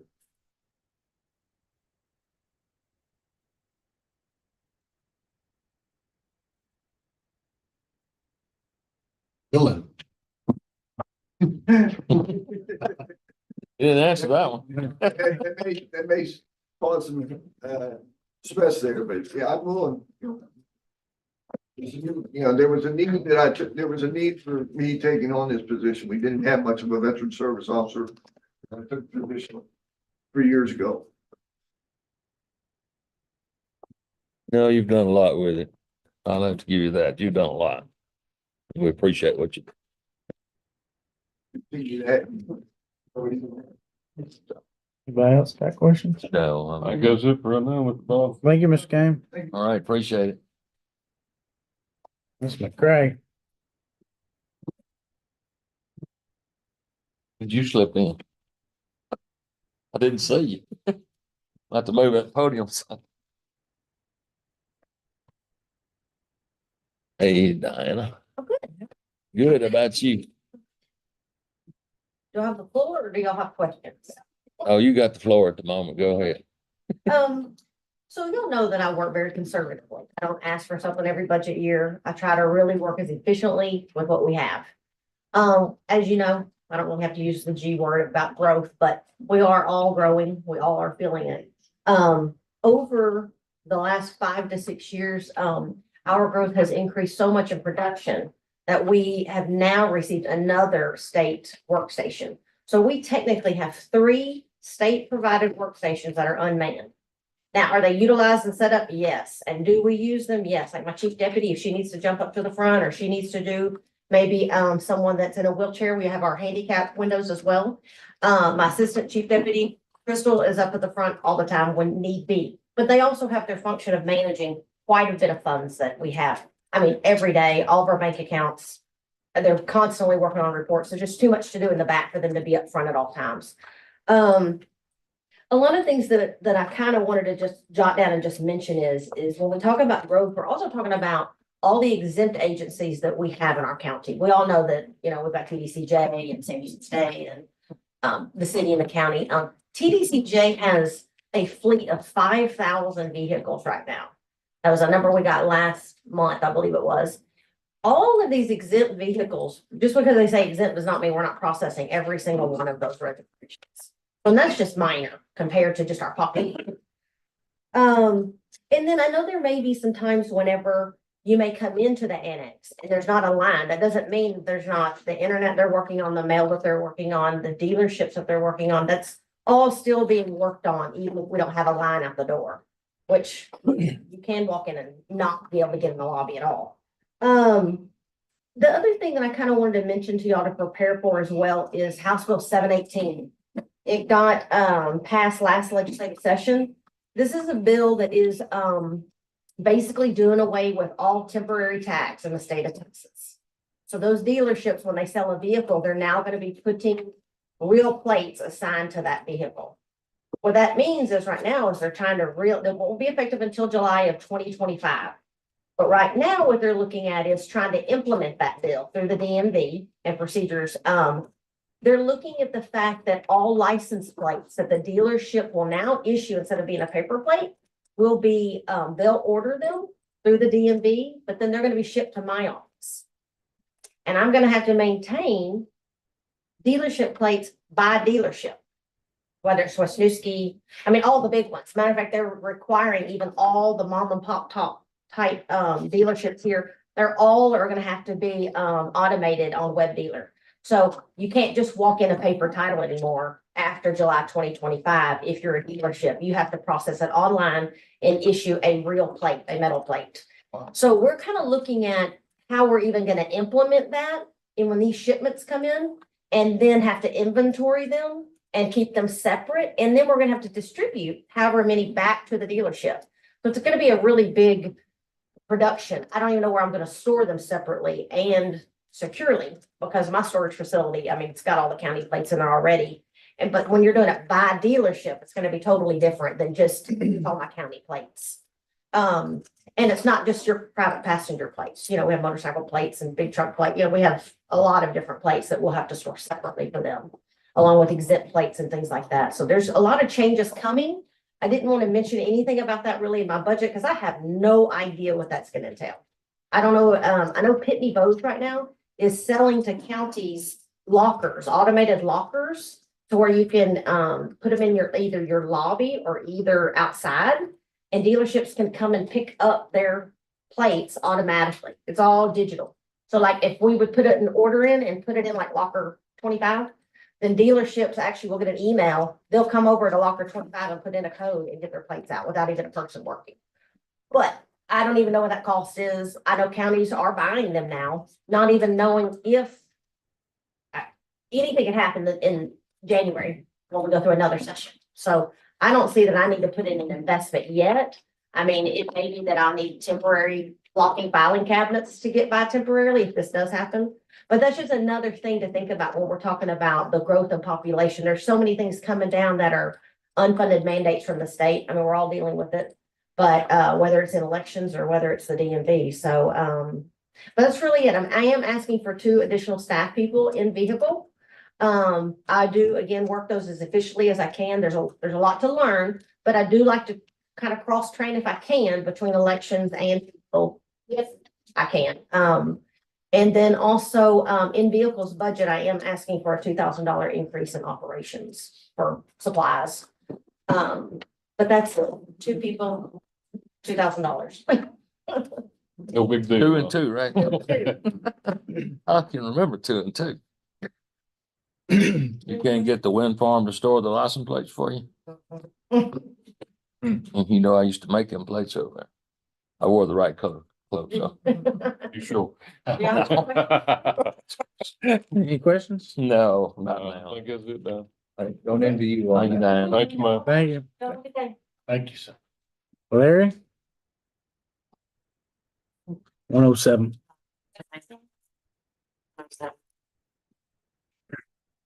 Well, say, Miss Larry.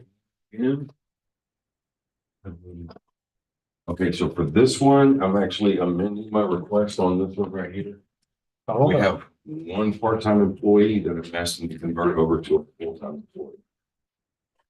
The additional costs on that would be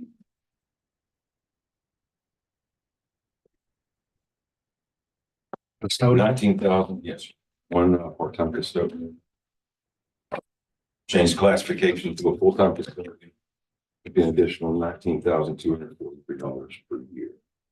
That's, it's an all and Benefits. retirement. So show. And I'll use this week, next week, this week, and last week as an example of why we need this. Well, last week, Ms. Rosa, who takes care of both of the annex buildings, she had some family issues she needed to take care of in Florida. She's been gone since last Monday. She was scheduled to come back Saturday and then return to work today, but her husband got hurt while he was down there. They don't have the money to fly, so that delayed their driving back about at least 2 days. So we had that just pop up on us. This week we have our part-time custodian is she's actually taking a 2-week vacation this week. And during this week, we have others who are already scheduled to be out for doctor's appointments and different things like that. Some of them are one person's wanting to take Friday off to make a 4-day weekend this week. When this happens to us, we on the maintenance side have to pull ourselves over and cover these areas. When it becomes multiples like it has been lately, it just puts a lot of stress on everybody else. We also have some areas, a couple buildings who, like the Veteran Service Office, is the only county office that I don't have enough hours to spend a custodian. So he's taking care of his own cleaning, and his own supply ordering over there. If this was approved, I'd be able to add some hours there and then add some hours at the Tam Road and Ag Extension area out there. That area, the JP side doesn't get a lot of citizen traffic, but the ag side does.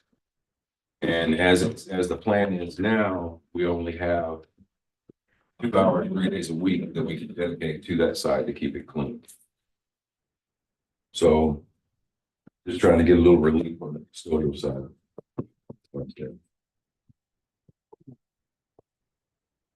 All right, Larry, so run it by me again. You say you're taking one part-time? I want to convert the one part-time employee that I have to full-time. For 19,243. From 19,243. But that doesn't give you more people. No, it would add 4 hours a week. And I've already, did y'all see the message that I sent? Yeah. I included my tentative plan as far as restructuring the staffing. If they approve this, then I can go ahead and put my plan into action. I can use that extra person to add hours certain places. When she's not needed for covering extra employees that are out or we can have her doing special projects or helping with the shelter, which is another place where we on the maintenance side are always stepping in and helping keep it clean. It's just the nature of it. It's huge and it's hard to keep it clean. I answer your question. Her dance.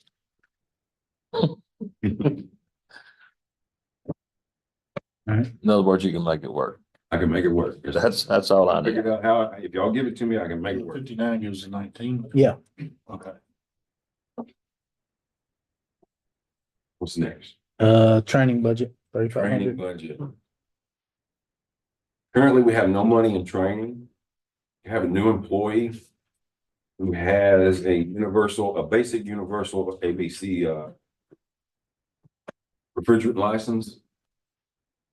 He's doing real well. He just started with us. But I was hoping to get some money and training to be able to send him to a conference or two, get him trained on our specific ice machine brands that we carry. Nathan is experienced with them, but these are newer units and there have been changes at the factory.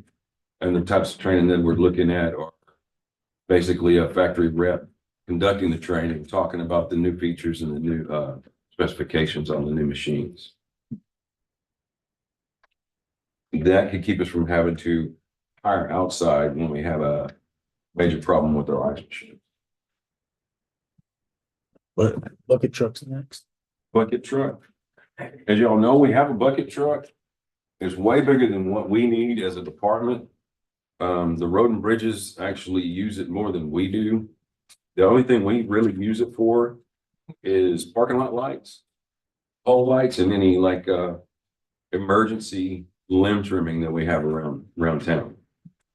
It requires a CDL to drive it. None of us have a CDL. It's also aging. Had a estimated cost given to me for replacing the cables on it. It's going to be anywhere from $8,000 to $10,000 to replace the cables. Those cables have been there for at least 15 years on that unit. I believe they may have been replaced not long before it was purchased. And that's been right at about 15 years. So what I did was I went online and I just found a unit that would fit what we were looking for. Something that A, we could drive, B, is small enough to get into the places where we need to. For trimming limbs here at the courthouse, if we're going to use that truck, we can only reach the perimeter. The truck's too big to get up on the lawn with all the utilities that are underground. And it messed the grass up too. I know. Rocks and diesel. Rocks and diesel. Yes, sir. So, the price range of 50,000, actually I saw several that were less than 50,000 listed. The problem with finding these is finding one that's in the area that's within driving distance. A lot of these that I've seen advertised on here are advertised either in California or Nevada for some reason.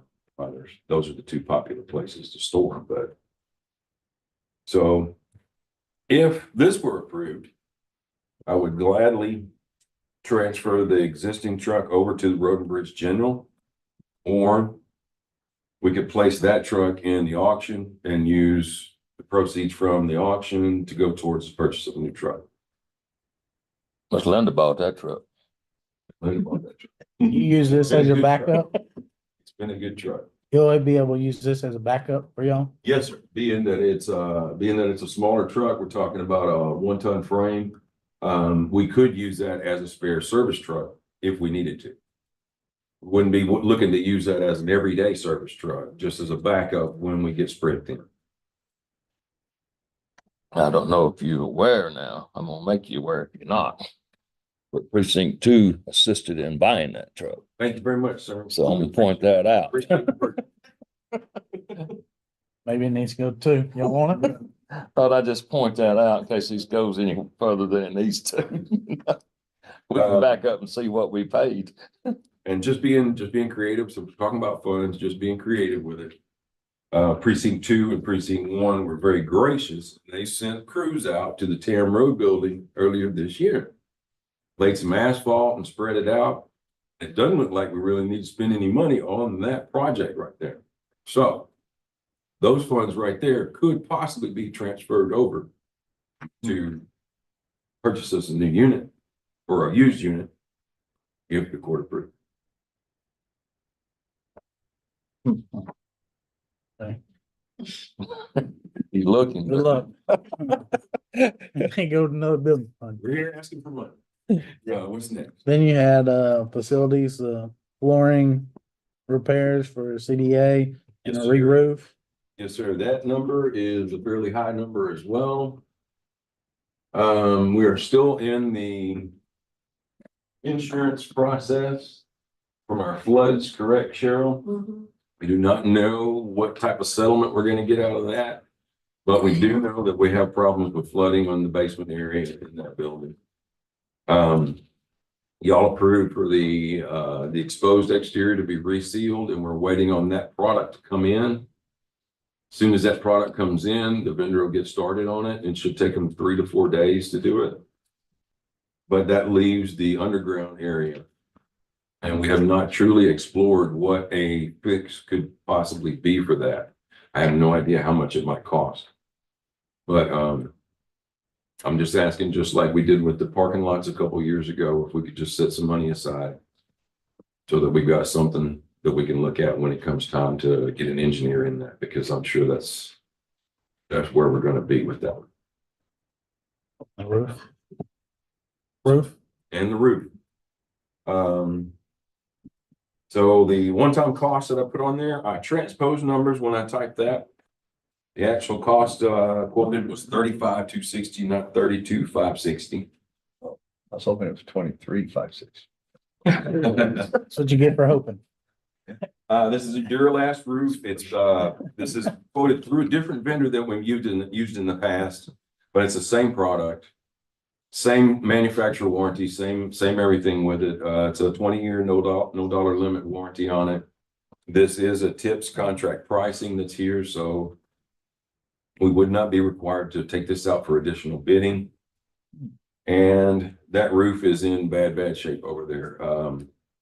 It's an asphalt roof. It's exposed to the sun all day long.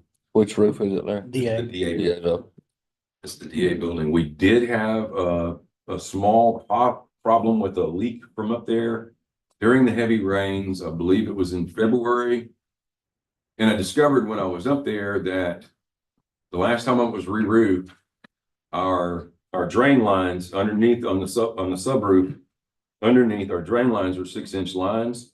We've got 4-inch inlets going into them. And we had a period of wind that had blown a bunch of junk up there. It was actually what it wound up being was the cottonwood seed had gotten piled up there so much that when the rain came and washed everything towards the drains, it caused like a soft clog right there. And that saturated the roof, that saturated through, and we had a little bit showing downstairs. It was no damage, and we caught it quick, but it was pretty easy to take care of there. Ms. Allen, do you have a question? Yes, does this meet all the historical building requirements to put a new roof on there? That actually wouldn't be an issue for this.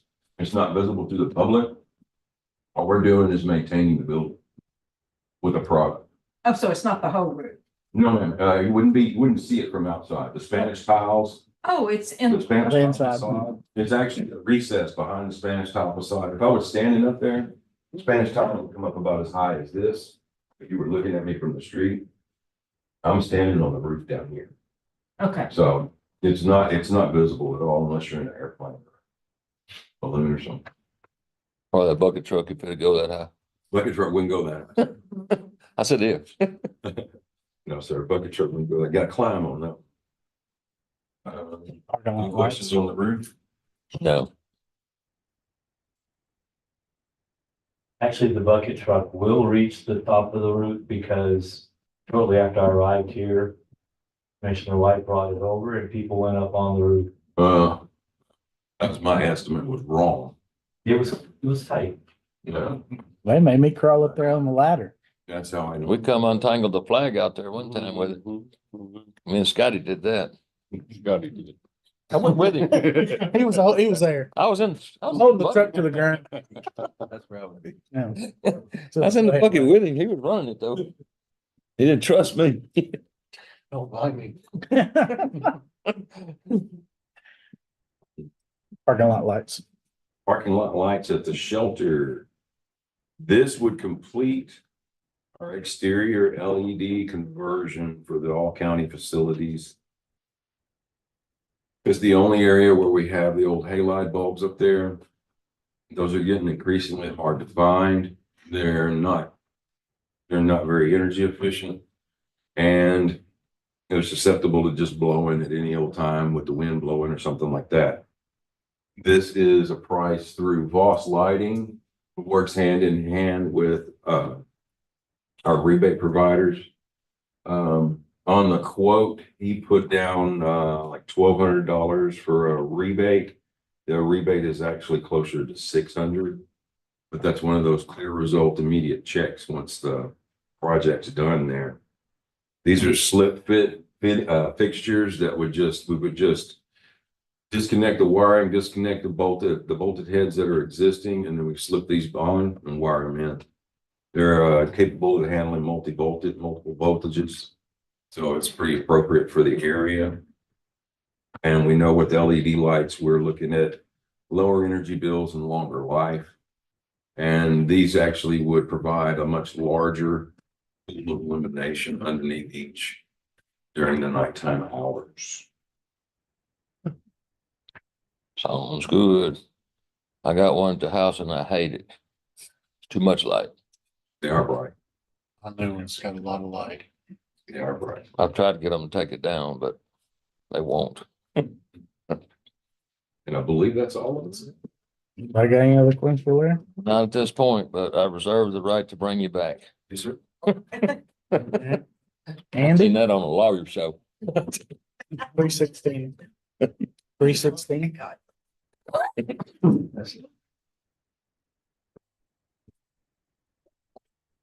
Andrew, you up now?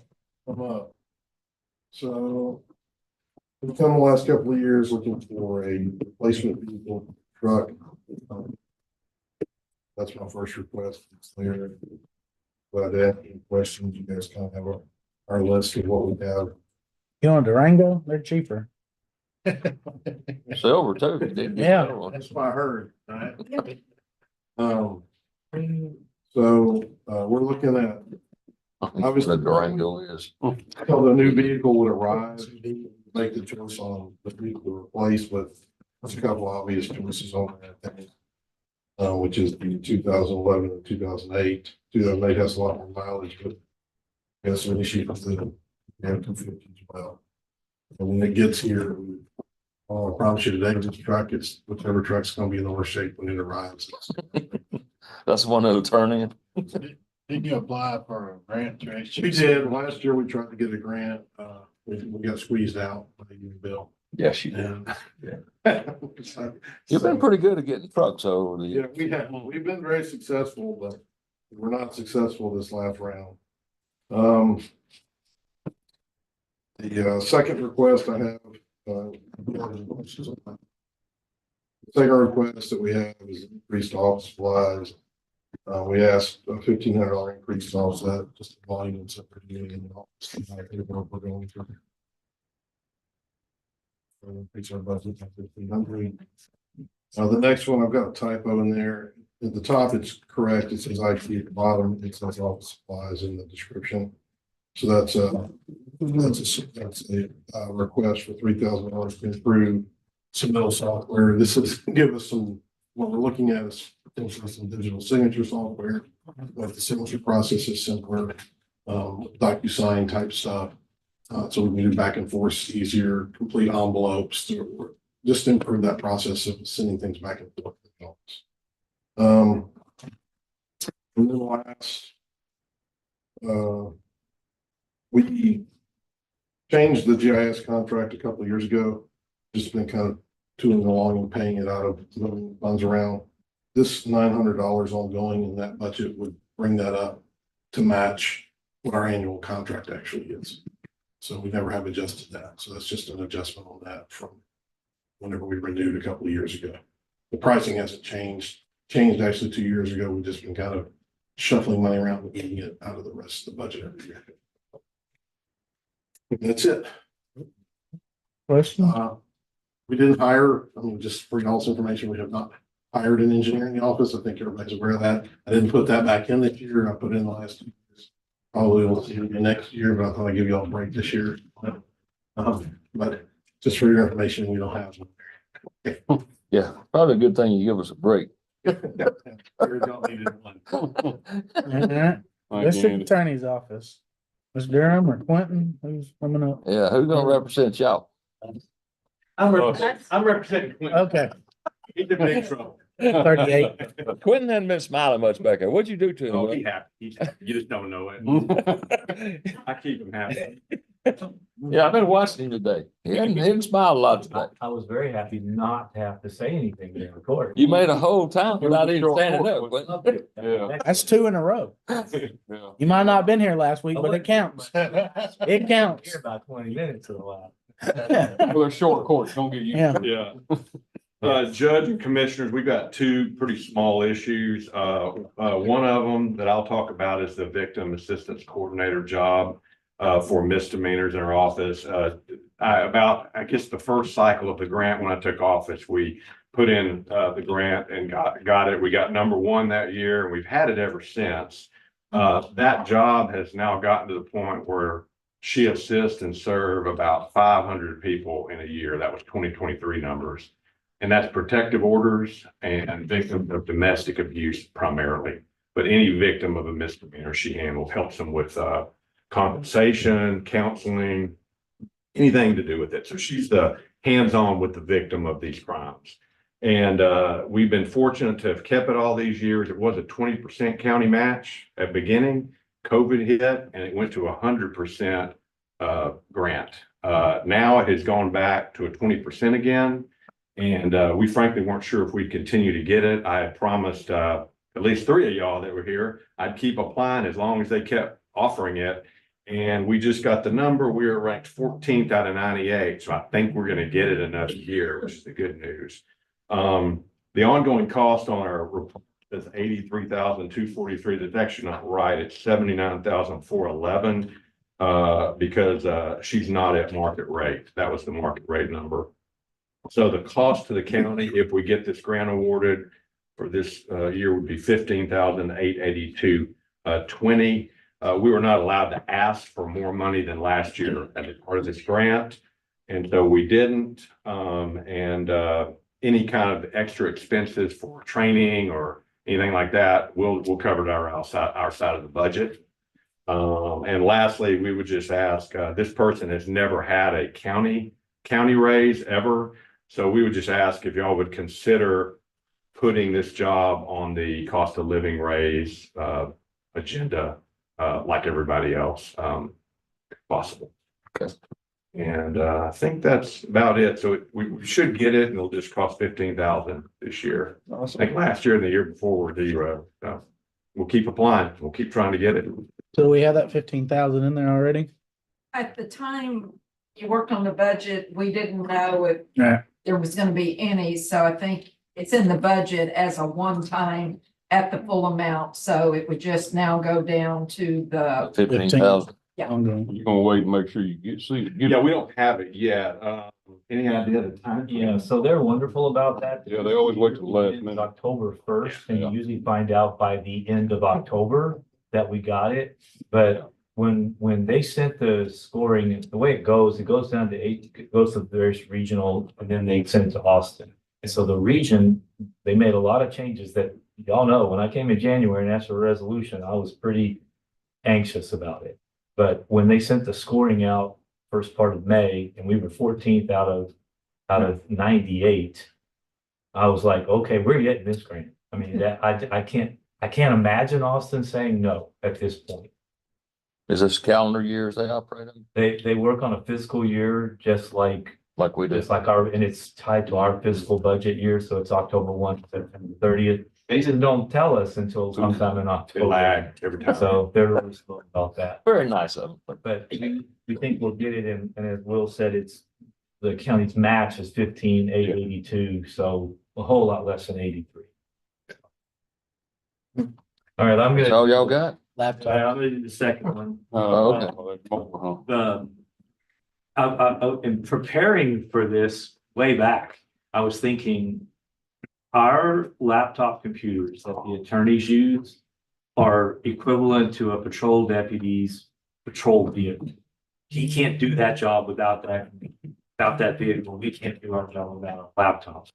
So we have 10 attorney computers. They get used all the time. And when I say all the time, I mean all the time.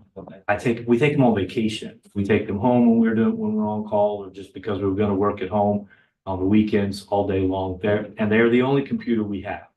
And so they are our heaviest use, constantly being used computers. When we bought these computers, we moved some computers that attorneys were using down to what I'm going to call more moderate or lighter use. Our legal assistants go to court with us on docket days or on trial days, and they draft plea paperwork and they draft judgments, things like that. I mean, they're doing that right now. You should see how many documents they have to draft. They're using computers that used to be used by attorneys. Then we have some computers that used to be used by attorneys that used to be used by the legal assistants that I call them light use. They don't leave our office. And there's certain types of evidence that we're not allowed to give to the defense attorney. We can't give them a copy of it, but they are allowed and required to be able to come in and view it. And since we don't have space, if y'all want to build us a new building, that'd be fine. Since you're building a new building, just go ahead and do that. We don't have space. Yeah, put in. I told you I was gonna make a joke. We would have funded it this year too. Yeah. Yep. This is the year where you had an extra 30 million. Yep. Right, so, the thing is, when these defense attorneys come in, we have to set them up someplace where they can watch that. And those computers cannot be connected to the internet. So we use these really old laptops and we set them up in our conference You room. can imagine what kind of evidence we're talking about. Yeah, it's pornography stuff. It's child pornography primarily, but and there's some forensic interview type things like that. So those computers, the ones that I'm talking about that we use in the office, they were old when I got here. So and I know Commissioner White's our IT guy today, so Thank you, Clint. That meant a lot coming from you. They're really old. They're like more than 15 years old. And at this point, we used to have 6 of them. We're down to 3 because we've used parts out of the other 3 to make these 3 function. And they cannot be upgraded to Windows 11. They can't handle any of the software. They're actually not performing the function for which we've been using them. Those 3 have got to go. The 4 that are being used by the legal assistant are now pushing 12 years. They're the last time, to my knowledge, that the DA's office, and that would have been long before Mr. Durham, asked for that budget supplement from your budget to buy computer. That's the last time we've done about 12 years. And so those are acting up strangely. I don't think that they can be updated to Windows 11. If they can, it's going to take some hoop jumping by IT. They're not going to last much longer. So those 7 computers are in bad shape and need to go. The 10 computers that the lawyers are currently using, we've got 2 that have badly cracked screens. This is driving down the road with a windshield, and you've seen my computer. It looks like a tablet, right? That screen's essential. And they're badly scratched. Kevin brought his today. I could show you because his is one of them. It's not a matter of if, but when they're going to stop functioning. And we've got 2 others that are having significant display screen issues that they're not something IT can work on. There are 3 more that IT has to work on all the time because they're having issues processing. Their firmware is off. And so essentially, I don't know how many I've just named, but it's a lot more. It's more than 10. But 10 puts new computers with our attorneys. Then we take the computers that the attorneys are currently using that can be refurbished and salvaged. We'll move those down to the legal assistants when they go to court. And then we'll take the legal assistant ones. We think 2 of those will probably give us another 3 or 4 years and move those down to the in-house computers that stay in, that don't get connected to the internet. So that's why we're asking for 10 at this point and we'll actually get rid of 11 things. We'll actually get rid of if we can get those 10. They out of warranty, Quentin? They are still out of warranty. That's the thing. I had to ask. I meant to say that. The newest one we're talking about replacing or removing from the fleet, so to speak, would be 57 years of age. That's our newest one. And county doesn't have money to stay current like the big private businesses do. The IT guys will tell you 3 years, is how long to get out of a laptop. And we've done better than that. And some of these are, like I said, they're 15, 16 years old. So. I'm still using my computer from college that I got in '01. And I have, by the way, I have one myself that I've been using for about 10 years now. It's still functioning fine. The difference is when I'm using that at home, the light use that you're doing like that, what our compute, y'all know our intake is on the computer, our discovery is on the computer, our case management, it's everything. And you got Windows 11 came out, and in fact, I had to have IT go back in and reinstall Windows 11 on my computer on Friday because it's high again. So we're struggling to handle the processing speed and the RAM and so forth like that. So, and while we're done with our presentation, but we'll. Yeah, I wanted to introduce y'all to Kevin McKeither. He's been. Come on up. With us for a little while now. He'll be coming to Commissioner's Court some and kind of being a substitute here at times. He also is doing all of our appeals. So when we win a case, and we're winning a lot of cases upstairs, and every time you win a case against the defendant, they appeal it. So we have gotten where appeals are a regular part of life. He's doing them for us now and handling those with the 10th Court of Appeals in Waco and doing a good job. And then he'll be doing some forfeiture cases, working here as well. So. Well, nice to have you on board. Thank you. And when they're not here, we'll tell you what you need to be doing in it. Listen. What I'm doing too, partly, my new job, which I got 2 years ago. Makes it difficult for me to give you guys timely answers to your questions and the other elected officials. So what we're encouraging everyone to do is send it in writing. I forwarded it to Kevin, and in fact, he and I worked on a couple of legal opinions last week. I got one sent out late last week. I got another one out this week. And so Kevin is assisting me on a lot of that. In fact, you'll start hearing from him. And he may be the one calling me from time to time and other elected officials and walking through some of those questions. Nice to have you on board. Yeah, I don't know how you got thrown on the bus, but you. Thank y'all very much. Nice to meet you. Ms. McKenzie? Sir, thank you, Judge. This is the 50th anniversary of the 11-day siege at the Walls Unit. Oh, really? Thank you. Yes, sir. We don't say that. We're not saying that name. We don't, yeah, that is, but we don't want to pay him any kudos. So the Prison Museum, I've recently joined the board at the Prison Museum. And so we're having it's not an event, but it is an event on July 27th. We're having 2 of those at 10 and 2. This is an invitation to you and your family, and anyone else you'd like to. We do ask that you call the Prison Museum and tell them what time you're going to come because we're anticipating a pretty large crowd today. I remember that day very well, Miss Linda. Yes, sir, me too. Him and I had moved to Huntsville on July 1st, and his mom and dad moved it on Alaska, and they had a boat they fished with. They'd given it to us for my ski boat. And Jim had gone to the Western Auto Store and picked up Buster Bessida. We lived over in Forest Hills and had brought him over to look at the boat to see what size motor. And when they came back, his employees came running out and said, "Your wife has been taken hostage." So that was sort of our part of that. So thank y'all very much.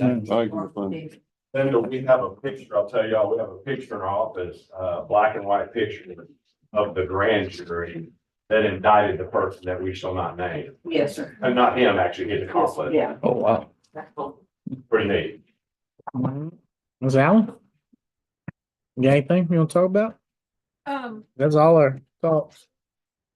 We want to go over. Leave it up to court. Do you want me to do just a quick run through of what's in the budget? Absolutely. I'm only one person, but yes, ma'am. The rest of them are not saying nothing, so I'm gonna take that as yes. You're our new hire. I'm not. Well, it can be as long as y'all want it. Hey, I'm fine till 10 o'clock tomorrow. Y'all need a restroom break? And she got second probably full up stuff. Switch it over. Yes, please, thank you. I'll just kind of start with my historical field. If I'm going too much in depth, not enough in depth, y'all holler at me. You want to stay in, or you want us to sign you?